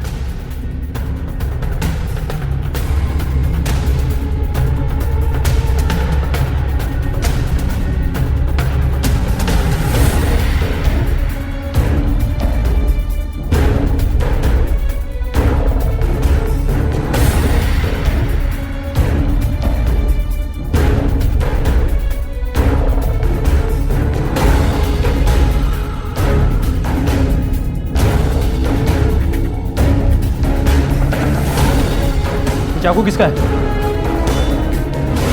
यही है ना वो चाकू जिससे तुम लोगों ने मनीषा का कत्ल किया? बोलो। साहब, हमने इसको बहुत मना किया था कि मारो मत, लेकिन इसने हमारी एक भी नहीं सुनी। और जब मनीषा कुएं से पानी भर के घर पे जा रही थी तब हम लोगों की नजर उस पर पड़ी। अरे ओ मनीषा, कहाँ जा रही हो? अरे चाचा पानी लेने आए थे, अभी घर जा रहे हैं। अरे तो यहाँ से कहाँ घर जा रही हो? वहाँ चलो, छोटा रास्ता है, आ जाओ। अरे पर यहाँ से थोड़ी कोई रास्ता है। इनसे पूछ लो, बताओ। हाँ, इधर बहुत छोटा रास्ता है, हम तो रोज जाते हैं। अरे घर इधर है तो रास्ता यहाँ से कैसे होगा? देखो गली नजर आ रही, सीधे घर की तरफ। अरे चाचा क्या बोल रहे हो? यहाँ से थोड़ी। अरे चाचा, अरे हम रोज जाते हैं। क्या बोल रहे हैं? तब हमको ख्याल आया कि इस सरिता की तरह पगली तो है नहीं, हम लोगों के बारे में सबको कहीं बता ना दे तो। और उस जगह पे रजत साहब का दारू की बोतल और सिगरेट वहीं पे डाल दी जिससे कि शक उन पे जाए। माफ कर दो साहब। चल, तुम लोग जितने होशियार बनते हो ना उतने हो नहीं, क्योंकि जुर्म की तो फितरत ही है, करने वाले को भी नहीं बख्शता वो। माफ कर दीजिए। इस सामाजिक भेदभाव की वजह से एक ऐसी बच्ची की जान गई जिसका कोई दोष नहीं था। अगर गरीबों और मरियासी जैसे दरिंदों की गलती है तो गलती पूरे गांव की भी है। अगर सरिता की मानसिक स्थिति की वजह से उसका बहिष्कार कर अपने बच्चों के साथ ना खेलने देने की बजाय अगर उसे अपनाया होता, उसे प्यार दिया होता, तो महाजन जैसे दरिंदों की हिम्मत ही नहीं होती उस पर हाथ डालने की। जरूरत है सोच को बदलने की, बहिष्कार करने की नहीं, अपनाने की। नमस्कार, आदाब। क्राइम पेट्रोल डायल 100 में आप सबका स्वागत है। नेकदिल इंसान किसी से धोखा खाने के बावजूद भी अक्सर यही कहता है कि गलत इंसान नहीं, गलत हालात होते हैं। लेकिन अगर इंसान ही गलत हो तो क्या वो किसी को अच्छे हालात दे सकता है?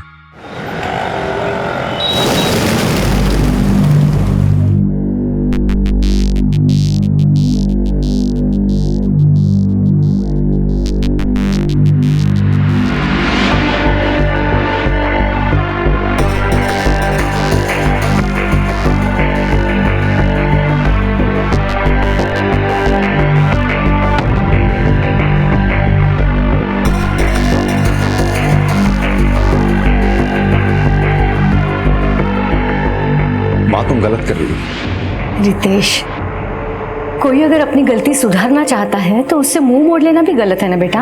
हाँ माँ, लेकिन तुम मुंह साधने को मौका दे रही हो। इसने 15 साल से तुम्हारी कोई खबर नहीं ली।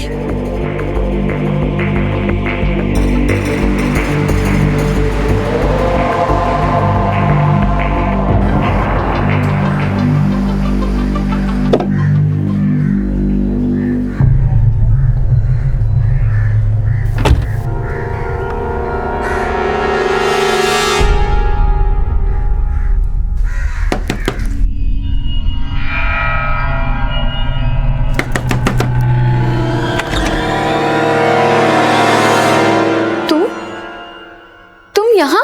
तुम्हारी जगह तो कई साल पहले ही ले ली थी, लेकिन तुम यहाँ किस मकसद से आई हो? उन्होंने खुद फोन करके बुलाया हमें यहाँ। अरे अंदर कहाँ जा रही हो? बाहर जाओ। जाने दीजिए हमें। अरे तू कांति जी। अरे कोई नहीं है। कांति जी, कांति जी।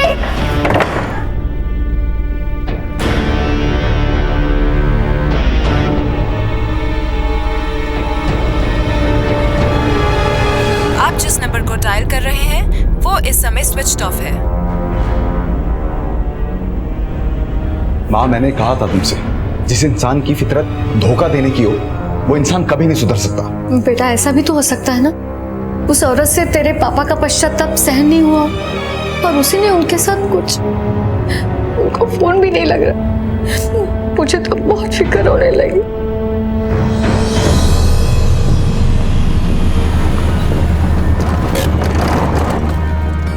सर, एक कचरा बीनने वाले को कचरा बीनते समय एक आदमी का सर कटा मिला है। यहाँ आइए। हटो सामने से। सर कटा मिला है तो बाकी की बॉडी पार्ट्स भी यहीं कहीं फेंके होंगे। पूरा एरिया स्कैन करवाओ। सर।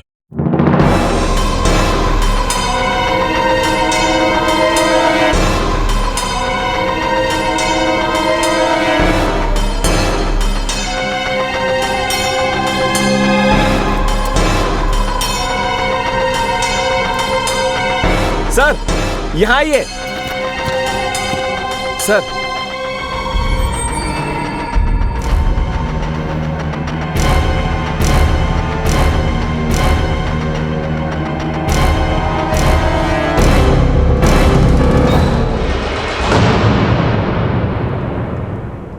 सर, बॉडी पे सुन्नत किया हुआ है, यानी कि मरने वाला मुसलमान है, और उसके हाथ का टैटू पे जो ईमान लिखा है, हो सकता है उस आदमी का नाम ईमान हो। हाथ पे गुदा नाम उसके किसी करीबी का भी तो हो सकता है। शहर के सारे थानों में पता करो कि क्या किसी की मिसिंग कंप्लेन ईमान नाम से ताल्लुक रखती है। सर। 31 मई 2016 को सूरत के एक डंपिंग ग्राउंड में पुलिस को एक कटा हुआ सर और एक धड़ मिला। डेड बॉडी की बाजू पर ईमान नाम का टैटू और सुन्नत होने से पुलिस को ऐसा लग रहा था कि लाश किसी मुस्लिम व्यक्ति की है। पुलिस डेड बॉडी की पहचान में जुटी थी कि 2 दिन बाद एक महिला अपने पति की मिसिंग रिपोर्ट लिखवाने पुलिस स्टेशन आई। साहब 3 दिनों से उनका फोन नहीं लग रहा है। नाम क्या है आपके पति का? कांतिलाल पटेल। कोई फोटो लाई है उनकी? जी। दिखाई।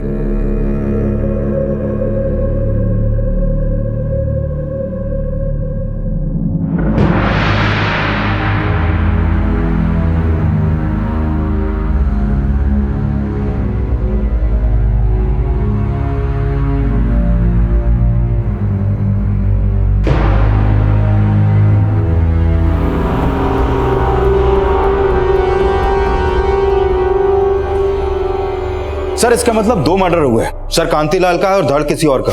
अगर ऐसा है तो फिर उस धड़ का सर और कांतिलाल के बाकी बॉडी पार्ट्स क्यों नहीं मिले? एक काम करो, उस एरिया को फिर से स्कैन करो। सर, जमुना बहन ने कटे हुए सर की पहचान अपने पति कांतिलाल से तो की, लेकिन उसने धड़ को अपने पति का मानने से इनकार कर दिया और जल्द ही फोरेंसिक रिपोर्ट ने इस बात की पुष्टि भी कर दी। देखते ही देखते ये केस दोहरे हत्याकांड में बदल गया।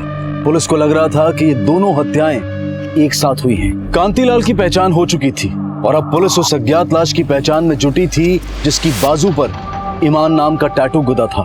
सर, सूरत और आसपास के जिलों में कुल 13 मुस्लिम परिवारों ने अपने रिश्तेदारों की मिसिंग कंप्लेंट लिखवाई है, लेकिन उसमें से किसी का भी ईमान नाम से कोई ताल्लुक नहीं है। लेकिन ईमान नाम का इस अज्ञात लाश से ताल्लुक जरूर है। कांतिलाल भी जानता था इसे, शायद दोनों का मर्डर एक साथ हुआ है।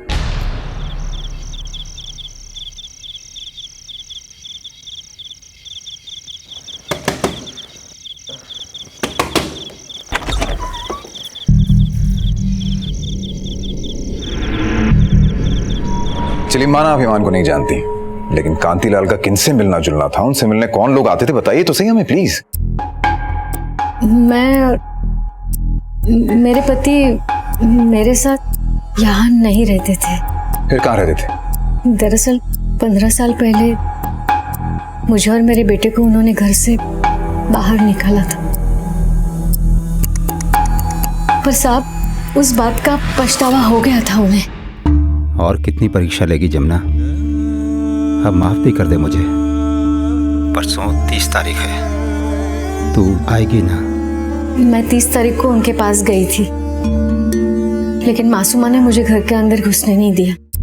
मासूमा कौन? उनकी प्रेमिका थी जिसके साथ कई सालों से रह रहे थे। ये मासूमा मुसलमान है? जी मैं मुस्लिम हूँ, लेकिन किसी ईमान को नहीं जानती और न ही कांति जी का किसी ईमान से ताल्लुकात था। अगर सारे राज जानती हो उनके तो ये भी पता होगा ना कि उनका मर्डर किसने किया। वही जो उनसे नफरत करती थी। जमुना मैम की तरफ इशारा है तुम्हारा? हाँ, लेकिन उनका बेटा रितेश भी कुछ कम नहीं था।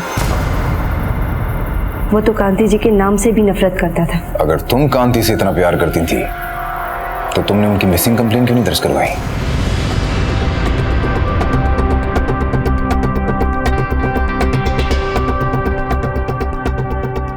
कहीं तुमसे खून तो नहीं हो गया मासूमा? इसीलिए उस दिन जब जमुना मैम तुम्हारे घर आई तो तुमने उन्हें अंदर नहीं घुसने दिया क्योंकि कांतिलाल की लाश पड़ी थी, है ना? नहीं सर, उस दिन तो मैं शहर में ही नहीं थी। मैं तो 30 तारीख को लौटी हूँ, लेकिन जब मैं घर लौटी तो कांति जी थे ही नहीं घर पे। उस दिन जमुना का आना, आपको कंप्लेन करना, मुझे तो लगता है उसकी सोची समझी चाल थी। कहाँ गई थी तुम? जी मैं लखनऊ गई थी, कांति जी ने ही मुझे भेजा था। सुनो मासूमा, तुम बहुत महीनों से अपने घर नहीं गई हो, आओ चली जाओ लखनऊ। मैं भी यहाँ कुछ दिन अकेले रहना चाहता हूँ। वो अपनी मर्जी के मालिक थे। वो जो कहते पत्थर की लकीर हो जाता। सुनिए, आपके लिए खाना बना के रख दिया है, खा लीजिएगा।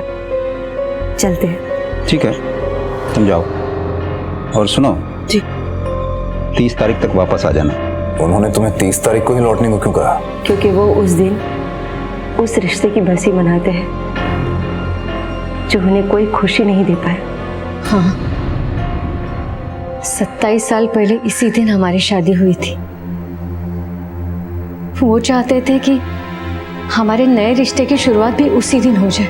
मगर मासूमा का तो ये कहना है कि वो उनसे शादी करना चाहते थे, आपको तलाक देना चाहते थे। नहीं, लेकिन इन्होंने अपना इरादा बदल दिया था। आप मुझे तो वापस बुला रहे हो, लेकिन आपने मासूमा को जो उम्मीदें दी है उसका क्या? वो भी तो एक औरत है। आपने मेरे साथ जो किया वही आप उसके साथ। उन्होंने कहा था कि मासूमा को उसका हक देकर वो उसको विदा कर देंगे, लेकिन मैं जब गई तो मासूमा उधर ही थी और कांति जी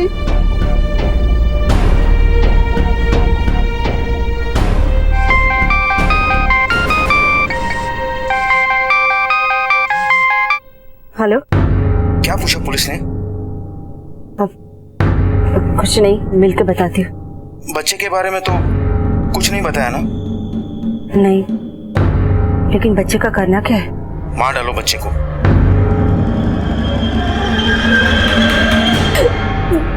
नहीं, मैं ये नहीं कर सकती। नहीं सती। मर गया इसका बाप, लेकिन तेरी ममता नहीं मरी। सुन, अब मैं जैसा बोलता हूँ ना वैसा कर। मैं सच बोल रही हूँ। सर, कांतिलाल का फोन 29 तारीख की शाम से बंद है और उसके फोन की लास्ट लोकेशन उसके घर की थी, लेकिन ऐसा कोई सुराग नहीं मिला जिससे साफ हो कि उसकी हत्या उसके घर पर ही हुई हो। कॉल रिकॉर्ड्स में कोई ऐसा नंबर मिला जिससे ईमान का क्लू मिलता हो?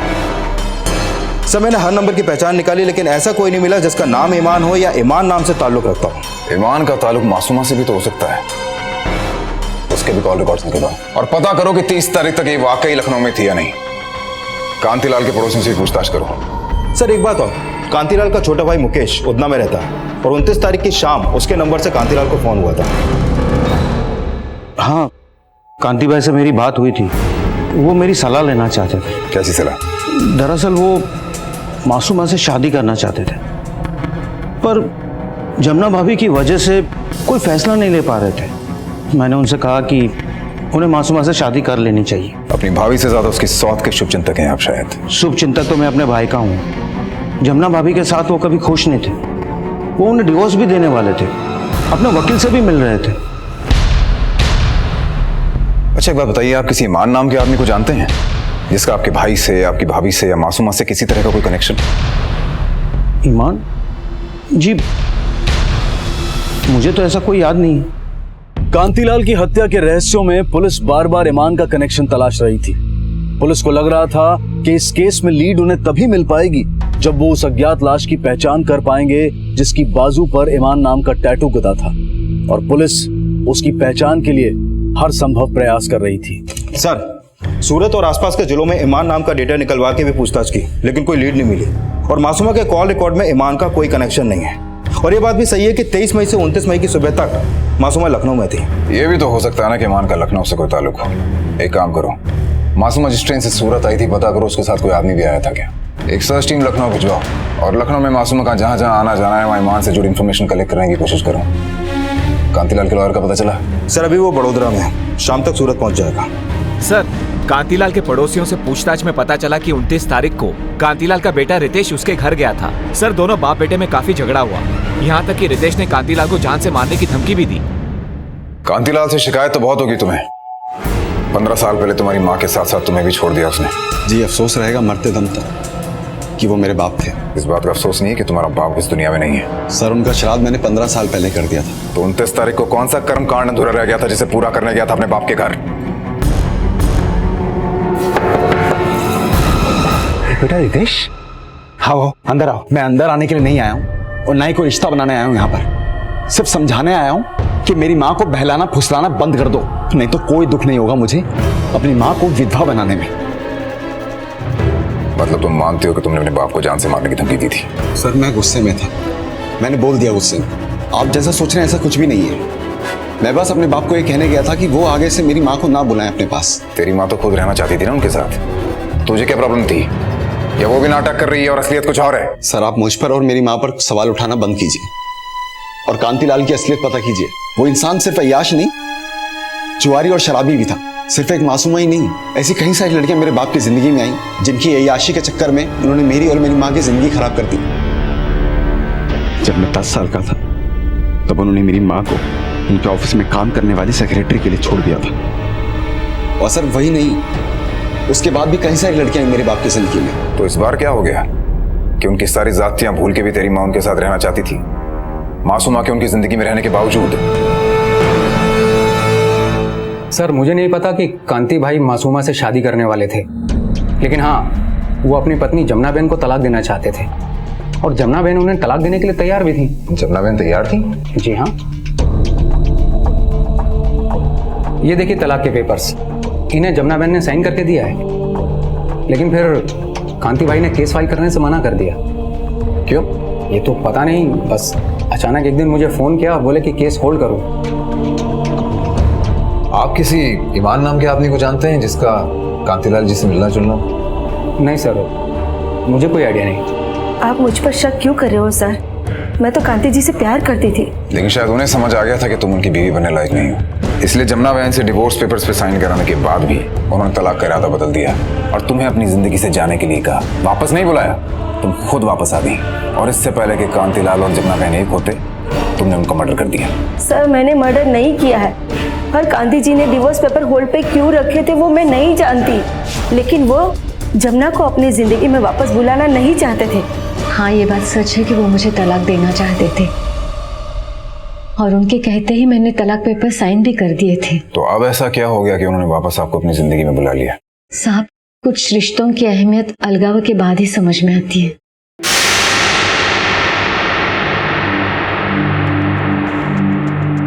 रिश्ता तो खत्म हो गया, लेकिन मैं तुम्हारी और रितेश की हर जरूरत को आप फिक्र ना करें, मैंने अपने बेटे रितेश को इतना काबिल बनाया है बुढ़ापे में अपनी माँ का सहारा बन सके। तुम अब भी मुझसे कुछ मांगोगी नहीं? आज तक जिसने सिर्फ अपमान दिए, उनसे कुछ भी मांगकर अपनी ही नजरों में गिरना नहीं चाहती मैं। एक बार मैंने आपसे शराब छोड़ने की मांग की थी, आपने मेरा खाना बंद करवाया। आपके लिए तो मेरी भावनाओं को कोई मोल नहीं है और इसीलिए अलग होने का भी मुझे कोई मोल नहीं चाहिए। और अगले ही दिन उन्होंने मुझे फोन किया। हेलो? हेलो जमुना, तुमने मेरा गुरूर पूरी तरह से तोड़ दिया है और मुझे 27 सालों बाद एहसास हुआ है कि दुनिया की हर औरत मर्द से ज़्यादा महान होती है। जमुना, मैं अब डिवोर्स केस फाइल नहीं कर रहा हूँ और मैंने तय किया है कि बाकी की ज़िंदगी तुम्हारे और रितेश के साथ गुजारूंगा। प्लीज़ जमुना, मुझे माफ़ कर दो, लौट आओ मेरे पास प्लीज़। 2 महीने पहले ही वो मुझे बुलाना चाहते थे, मैंने हाँ नहीं कहा। उनको आजमाने से डर रही थी, लेकिन लगातार वो प्रार्थना करते रहे। उन्होंने शराब तक छोड़ी, मैं मान गई। लेकिन हमारे रिश्ते पर ऐसा ग्रहण था कि हमारी किस्मत में अलग होना ही लिखा था। सर, मासूमा जिस ट्रेन से सूरत आई थी उसके रिजर्वेशन डेटा में ईमान का कोई लीड नहीं मिला। मासूमा अकेले सूरत आई थी और उसके आने जाने का टिकट खुद कांतीलाल ने अपने एजेंट से करवाया था। और सब तलाक के पेपर साइन करने के बाद कांतीलाल जमुना को सिर्फ कॉल ही नहीं बल्कि जमुना से मिलने उसके घर भी जा रहा था। जब कांतीलाल दोनों ही औरतों को भरोसा दे रहा था तो आखिर उसका भरोसा तोड़ा किसने? क्या रितेश ने, जो ये नहीं चाहता था कि उसकी माँ कांतीलाल के पास जाए, या मासूमा ने जिससे जमुना बहन की वापसी बर्दाश्त नहीं हुई, या कांतीलाल और जमुना बहन के फोन कॉल्स और मुलाकातों का राज पश्चाताप नहीं कुछ और था? सर, कांतीलाल की हत्या की वजह कुछ भी हो सकती है, लेकिन सवाल यह है कि उस आदमी की हत्या क्यों हुई जिसके हाथ में ईमान नाम का टैटू था? एक काम करो, पता करो कि कांतीलाल जहां जहां जाता था कहीं ये ईमान उसकी शराब और जुए का साथी तो नहीं था? कहीं कांतीलाल उसके मर्डर में बेकारी बलि का बकरा बन गया? और ये भी पता करो कि मासूमा के अलावा कांतीलाल के किन किन औरतों से चक्कर थे। हो सकता है उसकी अय्याशी उसकी मर्डर का कारण बनी हो। क्या सोच रही है? एबॉर्शन करवा ले। मैंने इस शहर में एबॉर्शन करवाया ना तो पुलिस को पता चल जाएगा, और शहर से बाहर गई तो पुलिस को मुझ पर शक हो जाएगा। तुम्हारी वजह से मैं न घर की रही न घाट की। देख, मुझे मत कोस और एबॉर्शन करवा ले। अगर पुलिस पूछे तब बता देना कि ये बच्चा कांति भाई का था। पुलिस बेचारी और लाचार समझकर तुझे छोड़ देगी। अगर पुलिस को कुछ बताया तो मैं भी मरूंगा और तू भी मरेगी, समझी? सर, लखनऊ में मासूमा और ईमान का कनेक्शन ढूंढने के दौरान एक बात पता चली है। क्या बात पता चली? 2 महीने पहले भी मासूमा लखनऊ में थी और वहां के सर्वोदय हॉस्पिटल में एडमिट थी। क्यों? बताया नहीं आपने क्या प्रेग्नेंट थी?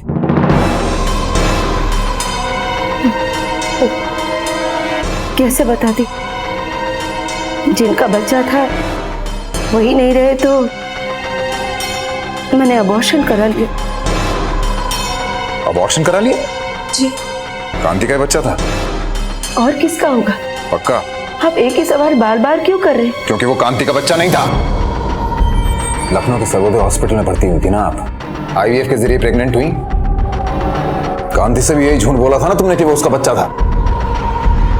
बोलो। हाँ, झूठ बोला मैंने उनसे। और क्या करती? वो मुझसे शादी ही नहीं कर रहे थे। मैंने झूठ बोला तभी तो वो जमुना से तलाक लेने के लिए तैयार हुए। तुम्हारे इसी झूठ पे भरोसा करके कांतीलाल ने जमुना बहन से डिवोर्स के पेपर्स पे साइन तो करवा ली है, लेकिन जब उन्हें असलियत का पता चला तो वो तुम्हें अपनी जिंदगी से निकालना चाहते थे और जमुना बहन को लाना चाहते थे, और इसी रंजिश में तुमने उनका मर्डर कर दिया। मैंने उनका कत्ल नहीं किया है और वो इसे अपना ही बच्चा मानते थे। कांति को किसकी मदद से मारा? ईमान कौन था? मैं किसी ईमान को नहीं जानती और ना ही मैंने किसी की मदद ली है और ना ही मैंने कांति जी को मारा है। कांति जी की मौत से मुझे क्या मिलता? सब कुछ तो उनकी बीवी और उनके बच्चे का हो जाता ना। ये भी तो एक वजह हो सकती है ना कि चाहती तो तुम सब कुछ थी, लेकिन उनके रहते हुए तुम्हें कुछ भी नहीं मिल रहा था। मैं उन्हें कैसे मारूंगी? जब उनका मर्डर हुआ तब मैं इस शहर में ही नहीं थी।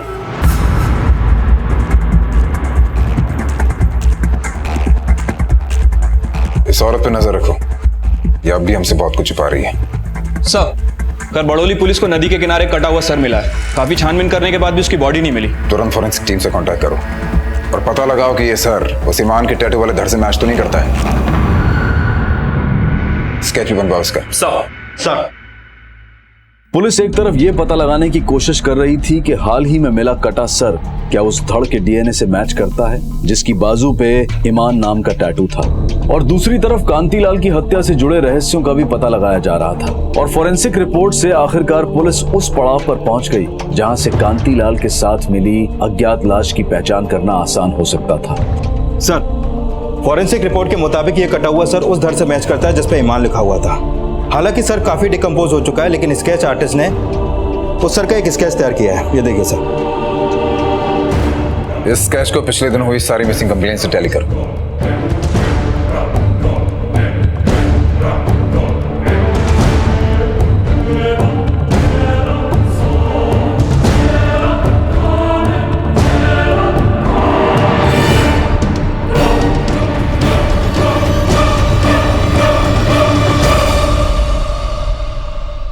सर, पता चला है कि मासूमा अक्सर कांतीलाल के भाई मुकेश से मिलने उसकी दुकान पर जाया करती थी। कांतीलाल की हत्या के बाद भी उन दोनों को एक साथ देखा गया। दोनों के फोन सर्वेलेंस पर डालो। 2 कांस्टेबल लगाओ उन पर नजर रखने के लिए। कहाँ जाते हैं, किस किस से मिलते हैं, मुझे सारी इन्फॉर्मेशन की अपडेट चाहिए। सर, 3 दिन पहले उधना पुलिस स्टेशन में किशन शर्मा नाम के एक आदमी की मिसिंग कंप्लेंट दर्ज हुई है। उसकी शक्ल इस केस से मिलती है। किशन शर्मा? मगर उस बॉडी की तो सुन्नत हुई है, उसका हिंदू नाम कैसे हो सकता है? सर, इसकी मिसिंग कंप्लेंट उसके किसी रिश्तेदार ने नहीं, बल्कि एक कंप्यूटर इंस्टीट्यूट अथॉरिटी ने लिखवाई थी।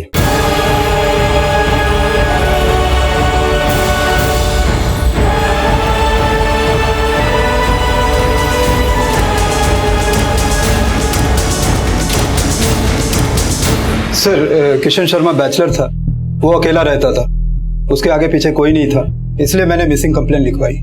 सर, वो हिंदू था, मेरे पास उसके मैट्रिक से लेकर हायर डिग्री के सर्टिफिकेट हैं। कांतीलाल पटेल को जानते हैं आप? नहीं सर। गौर से देखिए इस फोटो को। इसे देखा है कभी किशन के साथ? नहीं सर। आफ्ताब उसका बहुत अच्छा दोस्त है सर, उससे आपको सारी जानकारी मिल जाएगी उसके बारे में। नहीं सर, किशन को मैंने कभी इनके साथ नहीं देखा और ना ही उसने मुझे कभी किसी कांतीलाल के बारे में जिक्र किया। अगर इसका नाम किशन था, ये हिंदू था, तो उसने हाथ में ईमान क्यों लिखवा रखा था और सुन्नत क्यों करवा रखा था इसने? सर, कई महीने पहले किशन ने मुझे इस बारे में बताया था।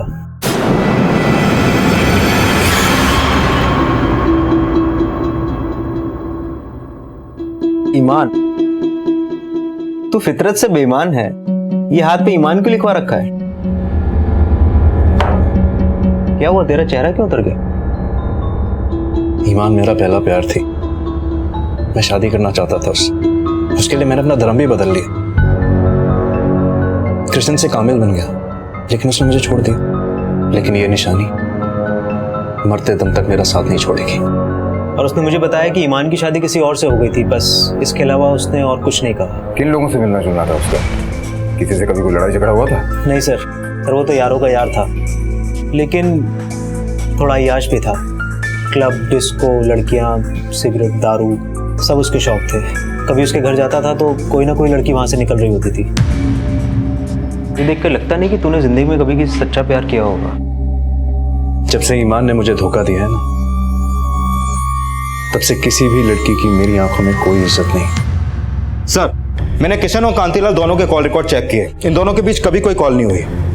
मतलब कांतीलाल और किशन की हत्या का आपस में कोई लिंक नहीं है, ये दोनों अलग केस हैं। सर, मुझे भी यही लग रहा है। किशन के कॉल रिकॉर्ड के मुताबिक उसे लास्ट कॉल एक सुषमा नाम की लड़की ने किया था, जो 2 महीने पहले तक उसी इंस्टीट्यूट में पढ़ रही थी जहां पर किशन टीचर था। और जब से किशन का फोन बंद है, उसका भी फोन बंद है।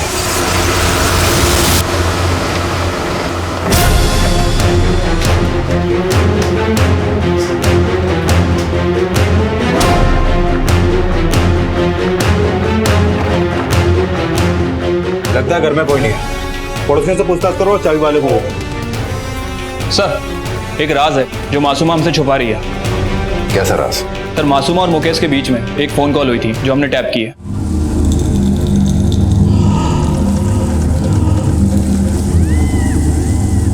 मना किया था ना मुझे फोन मत करना, क्यों बार बार घंटी बजा रही है?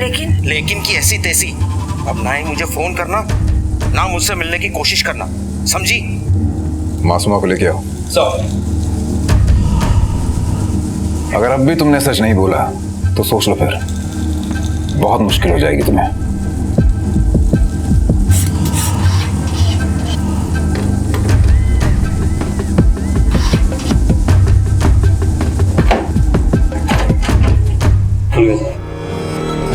पूरा घर चेक करो।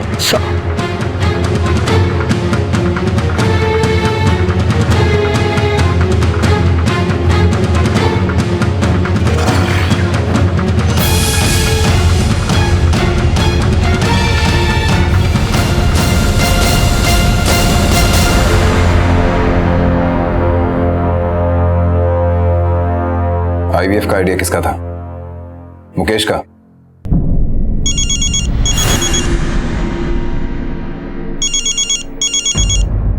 हाँ बोलो भगत। सर सुषमा के घर ताला लगा था, घर के अंदर ब्लड ट्रेसेस मिले। सुषमा के पड़ोसियों से पूछताछ की तो पता चला कि वो अपने पति सतीश अवस्थी के साथ यहाँ रहती थी।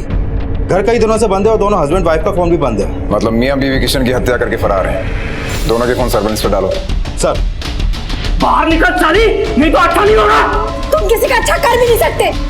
मेरी गलती थी कि मैंने तुम्हें पुलिस को नहीं दिया। हाँ इसीलिए, क्योंकि अपने यार के मर्डर में तू ही साथ थी। सर, आजकल कांतीलाल का भाई मुकेश कांतीलाल के बेटे रितेश से बहुत मिल रहा है। और सर ये रितेश वही है जिसने 2 महीने पहले कांतीलाल को जान से मारने की कोशिश की थी। लेकर आओ उस रितेश को। सर साहब मैंने उन्हें नहीं मारा, मैं कैसे समझाऊं आपको? 2 महीना पहले भी तूने कांतीलाल को मारने की कोशिश की थी। 27 मार्च गार्डन रेस्टोरेंट, याद आया कुछ?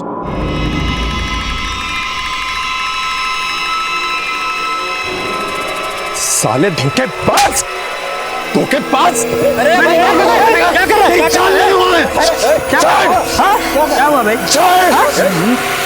साहब मैं उस इंसान से नफरत करता था। मेरी माँ को डिवोर्स देने के बाद भी वो उनसे मिलते रहे, उन्हें फोन कॉल करते रहे। तब भी मैं उन्हें धमकी देने गया था कि वो आज के बाद मेरी माँ से कोई बात ना करें। और 29 मई को मैं यही बात कहने गया था मैं उनसे, लेकिन मैंने उन्हें मारा नहीं। मुकेश क्यों मिल रहा था तुझसे? साहब वो चाचा है मेरे, और मेरे बाप से कहीं बेहतर इंसान। वो कैसे? उन्होंने हमेशा हमारा साथ दिया। भाभी अब कांति भाई से एलमनी क्यों नहीं मांग रहे? एलमनी आपका हक है। सारी दौलत गैर औरतों पे लुटाता आया है वो। आपको क्या मिला? दर दर की ठोकरें। हम ठोकरें खा लेंगे मुकेश भाई, लेकिन अपना स्वाभिमान कभी नहीं गिरने देंगे। ये मुकेश खुद को कांतीलाल का शुभचिंतक बता रहा था, पर एक तरफ मासूमा को और दूसरी तरफ रितेश और जमुना बहन को उनके खिलाफ जाने की सलाह दे रहा था। कुंडली निकालो इसकी। सर, जमुना बहन पटेल सच बोल रही थी या झूठ, इस बात की पुष्टि का कोई प्रमाण नहीं था। कांतीलाल का बेटा रितेश भी सस्पेक्ट बनकर सामने आया था और पुलिस को बार बार यह भी लग रहा था कि मासूमा का ईमान से कोई ना कोई ताल्लुक जरूर है। कांतीलाल की हत्या की कई वजह सामने आई थी, लेकिन कांतीलाल के साथ मिली लाश की पुष्टि ना होने की वजह से पुलिस इस हत्याकांड में कोई भी थ्योरी नहीं बना पा रही थी। और ये सवाल भी खड़ा हो रहा था कि क्या इन दोनों हत्याओं का आपस में कोई कनेक्शन है भी या नहीं। खोल दरवाजा। सनी, धोखेबाज! मैंने तुम्हें कोई धोखा नहीं दिया सतीश, ये तुम्हारा ही बच्चा है। नहीं, ये मेरा बच्चा नहीं है। समझे तुम अपनी बीवी की बात पे भरोसा नहीं है क्या? तुम्हें उस पराई मर्द की बात पे भरोसा है? मैं कुछ नहीं जानता, समझे? क्यों? तुम्हें अपने मर्द होने पे शक है क्या? ज्यादा जुबान लड़ा रही है। अब तो न तू बचेगी और न तेरा बेटा, समझी? खोल, खोल दरवाजा, खोल साली।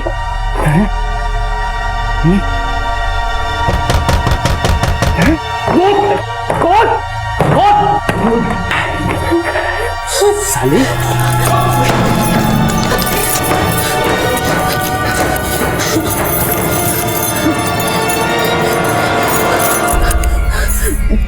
सर सुषमा का फोन ऑन हुआ है, उसकी फोन लोकेशन ट्रेस हो गई है।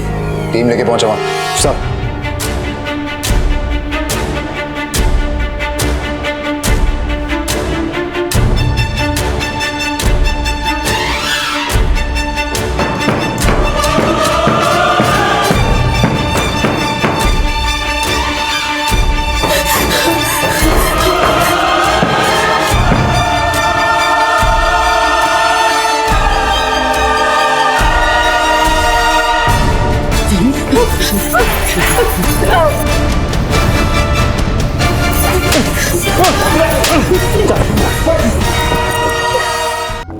सर, किशन को मैं अपना अच्छा दोस्त मानती थी, इसीलिए उसे घर बुलाया था, पर उसने इस बात का गलत मतलब निकाला।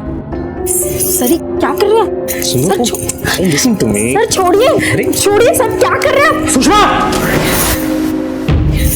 क्या चल रहा है ये? साले मेरी बीवी के साथ? मैं खुद नहीं हूं यहाँ पे, इसने मुझे बुलाया। उसने ऐसी गलतफहमी पैदा कर दी कि मेरे पति सतीश को मुझ पर विश्वास नहीं रहा। मैं जब प्रेग्नेंट हुई तो सतीश हमारे बच्चे को उसका बच्चा कहने लगे। तब मैंने किशन को फ़ोन करके रिक्वेस्ट की कि वो सब कुछ सच सच बता दे। इस तरह अपने पति को अंधेरे में क्यों रख रही हो तुम? ये बच्चा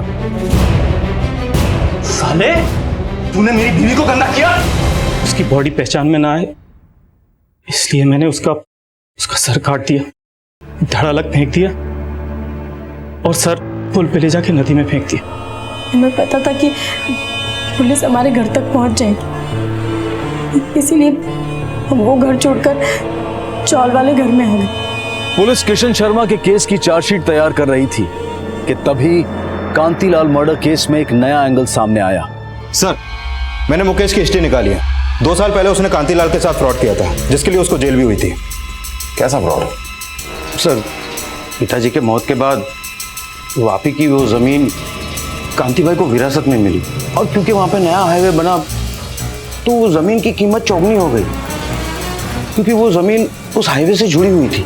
और सर, मैं लालच में आ गया, इसलिए मैंने एक नकली बिल बनवाया ताकि उस जमीन पर मैं अपना हक जमाने की कोशिश कर सकूं। और इसलिए कांतिलाल ने तुम्हें जेल करवा दी, जिसकी दुश्मनी निकालने के लिए तुमने उनका मर्डर कर दिया। नहीं सर, मैंने उनका मर्डर नहीं किया, मैं तो सिर्फ वो जमीन अपने नाम करवाना चाहता था। और इस बार तो मैं कांति भाई को पैसे देने के लिए भी तैयार था, लेकिन कांति भाई ने वो जमीन मुझे नहीं बेची। इसलिए मैंने सोचा कि मैं मासूमा को यूज करूं। और मासूमा इस बात से परेशान थी कि कांति भाई उससे शादी नहीं कर रहे थे, तो मैंने मासूमा को आइडिया दिया कि वो प्रेग्नेंट हो जाए ताकि कांति भाई जमुना बहन को डिवोर्स दे दे और उसे एलिमनी देने के लिए उन्हें पैसे देने पड़े, ताकि कांति भाई मजबूर होकर वो जमीन मुझे बेच दे। लेकिन ना जमुना बहन ने एलिमनी मांगी, ना कांतिलाल ने मासूमा को छोड़ा, इसलिए तुमने। नहीं सर, मैंने उसका मर्डर नहीं किया सर। कांति भाई तो खुद मुझे वो जमीन बेचने के लिए तैयार हो गए थे। मुकेश, तुझे मेरी जमीन खरीदनी थी ना? बोल कितने पैसे देगा? कल तक 20 दे रहा था, अब 15 दूंगा। बोलो। ठीक है, लेकिन एक शर्त है, पैसे मुझे तुरंत चाहिए। कांति भाई पैसा तैयार छे। मुकेश, मैं तुझे थोड़ी देर बाद फोन करता हूँ। बाद में नहीं, अभी बताओ ना भाई। 15 का 16 देता हूँ। सर, कांति भाई ने मेरा फोन काट दिया क्योंकि वो अपनी जमीन किसी बिल्डर को बेच चुके थे। बिल्डर को? हाँ सर, अब उस जमीन पे उस बिल्डर का बोर्ड लगा हुआ है, गुप्ता बिल्डर्स।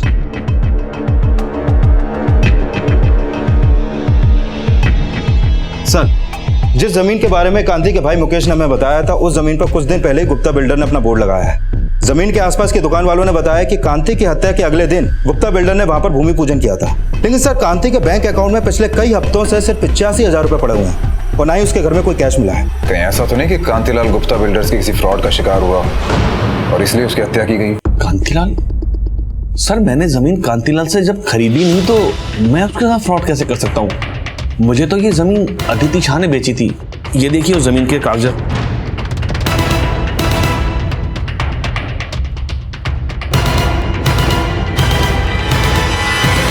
सर, मैंने रजिस्टर ऑफिस में चेक किया, ये जमीन गुप्ता बिल्डर को अदिति शाह ने बेची थी और 8 महीने पहले तक ये जमीन कांतिलाल के नाम पर थी और कांतिलाल ने अदिति शाह को बेची थी।